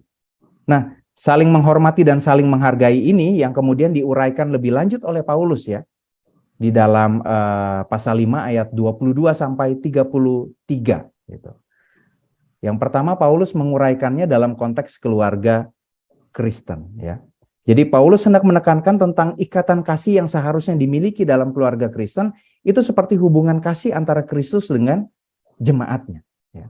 Jadi hubungan antara Kristus dengan jemaat itulah yang menjadi patron dari hubungan antara suami dan istri. Bahwa hubungan suami istri itu tidak bisa lepas dari kasih Kristus. Maka tidak ada entah istri ataukah suami yang merasa dirinya lebih dari pasangannya. Suami itu adalah kepala untuk istrinya, seperti Kristus adalah kepala bagi jemaat ya.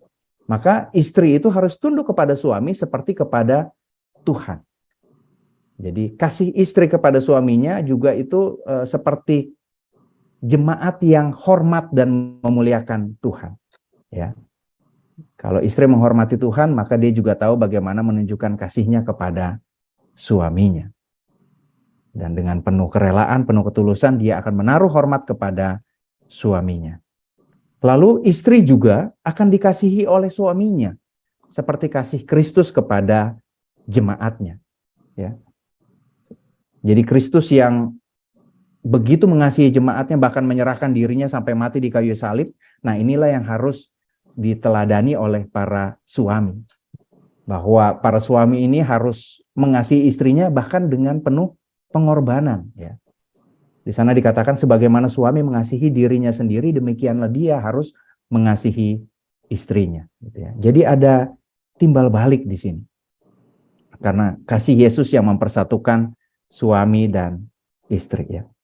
Memang kalau dibaca sederhana ya, tetapi untuk menjalankannya tentu saja nggak mudah. Lalu di dalam pasal 6 ayat 1 sampai 9, nah ini hubungan yang lain lagi yang dijelaskan oleh Paulus, yaitu hubungan antara orang tua dan anak yang tetap juga harus melihat kepada hubungan Kristus dengan gerejanya. Kasih yang ada dalam orang tua dan anak ya, dalam hubungan orang tua dan anak ini juga harus bercermin dari kasih Kristus kepada gerejanya.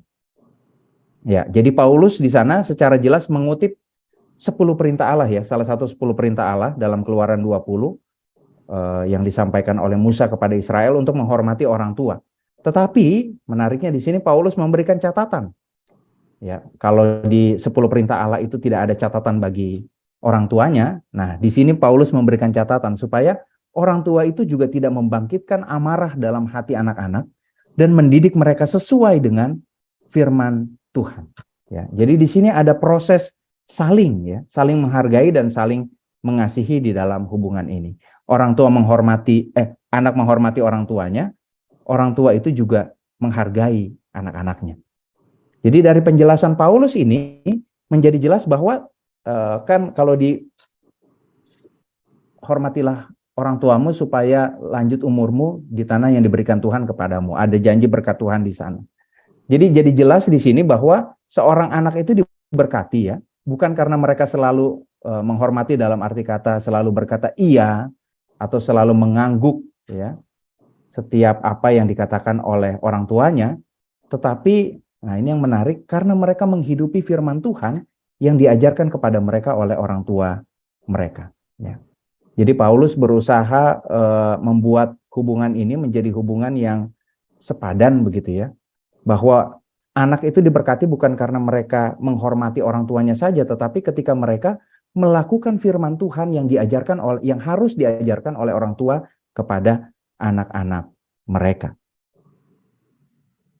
Selanjutnya, Paulus kemudian menjelaskan tentang etos kerja orang Kristen gitu ya. Nah, ini hubungan antara hamba dan Tuhan yang juga harus bercermin pada kasih Kristus dan gerejanya. Dalam hubungan hamba dan Tuhan, Paulus mengingatkan para hamba supaya mereka mau menaati Tuhan mereka yang ada di dunia. Para hamba ini harus patuh dan tunduk kepada Tuhan mereka dengan takut dan gentar, dengan tulus hati sama seperti taat kepada Kristus Yesus ya. Jadi para hamba ini harus mau dengan rela hati menjalankan semua pekerjaan dan pelayanan yang diberikan kepadanya. Seperti halnya melayani Tuhan dan bukan melayani manusia. Tapi ya, Paulus juga memberikan catatan, bukan berarti ketaatan buta. Ya. Kasih Kristus juga harus jadi dasar bagi para tuan untuk memperlakukan hambanya. Ya, jadi Paulus juga mengingatkan para tuan supaya mereka berbuat baik kepada para hamba mereka. Mereka harus menjauhkan ancaman dari hamba-hamba mereka. Ya, dia mengingatkan tuan-tuan ini. Ingatlah bahwa Tuhan mereka dan Tuhan kamu ada di sorga dan ia tidak memandang muka. Jadi Rasul Paulus menyatakan kepada para tuan itu, ingat ya, Tuhanmu dan Tuhan mereka itu adalah Tuhan yang sama di sorga, yaitu Yesus Kristus. Yang tidak pilih kasih, tidak berat sebelah, tidak pandang bulu, dan tidak memandang muka. Jadi haruslah kalian hidup saling mengasihi dan saling menghargai. Dalam pasal 6 ayat 10 sampai 20, ya, di dalam bagian ini Paulus menyatakan bahwa hidup yang berpadanan dengan panggilan itu salah satunya dinyatakan di dalam peperangan rohani yang wajib dijalani oleh setiap orang percaya. Jadi peperangan rohani ini berlaku bagi semua orang yang mengalami keselamatan dari Kristus. Ini sedang terjadi, sudah terjadi, dan akan terus berlanjut sampai kesudahan zaman. Dan di ayat 10, Paulus menasihati jemaatnya, hendaklah kamu kuat di dalam Tuhan. Bahwa yang membuat orang percaya menjadi kuat adalah Tuhan, ya. Adalah Tuhan yang memberikan kuasa yang telah membangkitkan Yesus dari kematian dan menempatkan Yesus pada posisi yang terhormat, ia duduk di sebelah kanan Allah. Oleh karena itu dengan kuasa yang sama, Paulus menasihati dan mengingatkan jemaat supaya mereka memahami dan mengalami kuasa Allah itu. Lalu dalam ayat 11 Paulus menjelaskan orang percaya itu harus mengenakan perlengkapan senjata Allah, ya. Tujuannya apa sih memakai perlengkapan senjata Allah? Supaya mereka bisa bertahan, ya. Paulus menggunakan kata bertahan di sana, supaya mereka bertahan melawan siasat licik iblis. Kenapa? Karena orang Kristen itu harus tetap berdiri teguh, harus tetap bertahan sampai akhir dan memperoleh kemenangan, ya. Jadi ini hal yang serius bagi Paulus, gitu ya. Musuh utama dalam peperangan rohani ini bukan darah dan daging, tetapi pada si iblis. Nah, apa yang menjadi senjata rohaninya? Nah, ini dijelaskan kemudian di dalam ayat 14 sampai 18. Bahwa setiap orang Kristen itu, ya, Paulus menggunakan gambaran baju perang Romawi pada saat itu, ya. Jadi setiap orang Kristen itu dalam menjalani peperangan rohani, mereka ini yang pertama itu berikat pinggangkan kebenaran. Artinya harus hidup selalu menurut apa yang benar, ya. Harus hidup di dalam kebenaran. Lalu yang kedua berbaju zirah keadilan, ya. Keadilan yang dimaksud adalah bahwa Allah itu berdaulat dan Allah itu akan membebaskan umatnya. Lalu berkasutkan kerelaan untuk memberitakan Injil. Jadi ini menggambarkan kesiapsediaan atau keteguhan untuk melangkah, untuk memberitakan Injil damai sejahtera dari Allah. Lalu kemudian harus menggunakan perisai iman. Iman bisa diartikan sebagai satu keyakinan, kepercayaan, kesetiaan gitu ya, dan tanggung jawab orang percaya kepada Allah dan Kristus yang akan menyertai dan melindungi mereka dalam mengarungi peperangan rohani. Lalu juga ada ketopong keselamatan, ya. Ini dikaitkan dengan keselamatan dari Allah sebagai anugerah yang telah Allah kerjakan bagi umatnya. Dan yang terakhir adalah pedang roh, ya.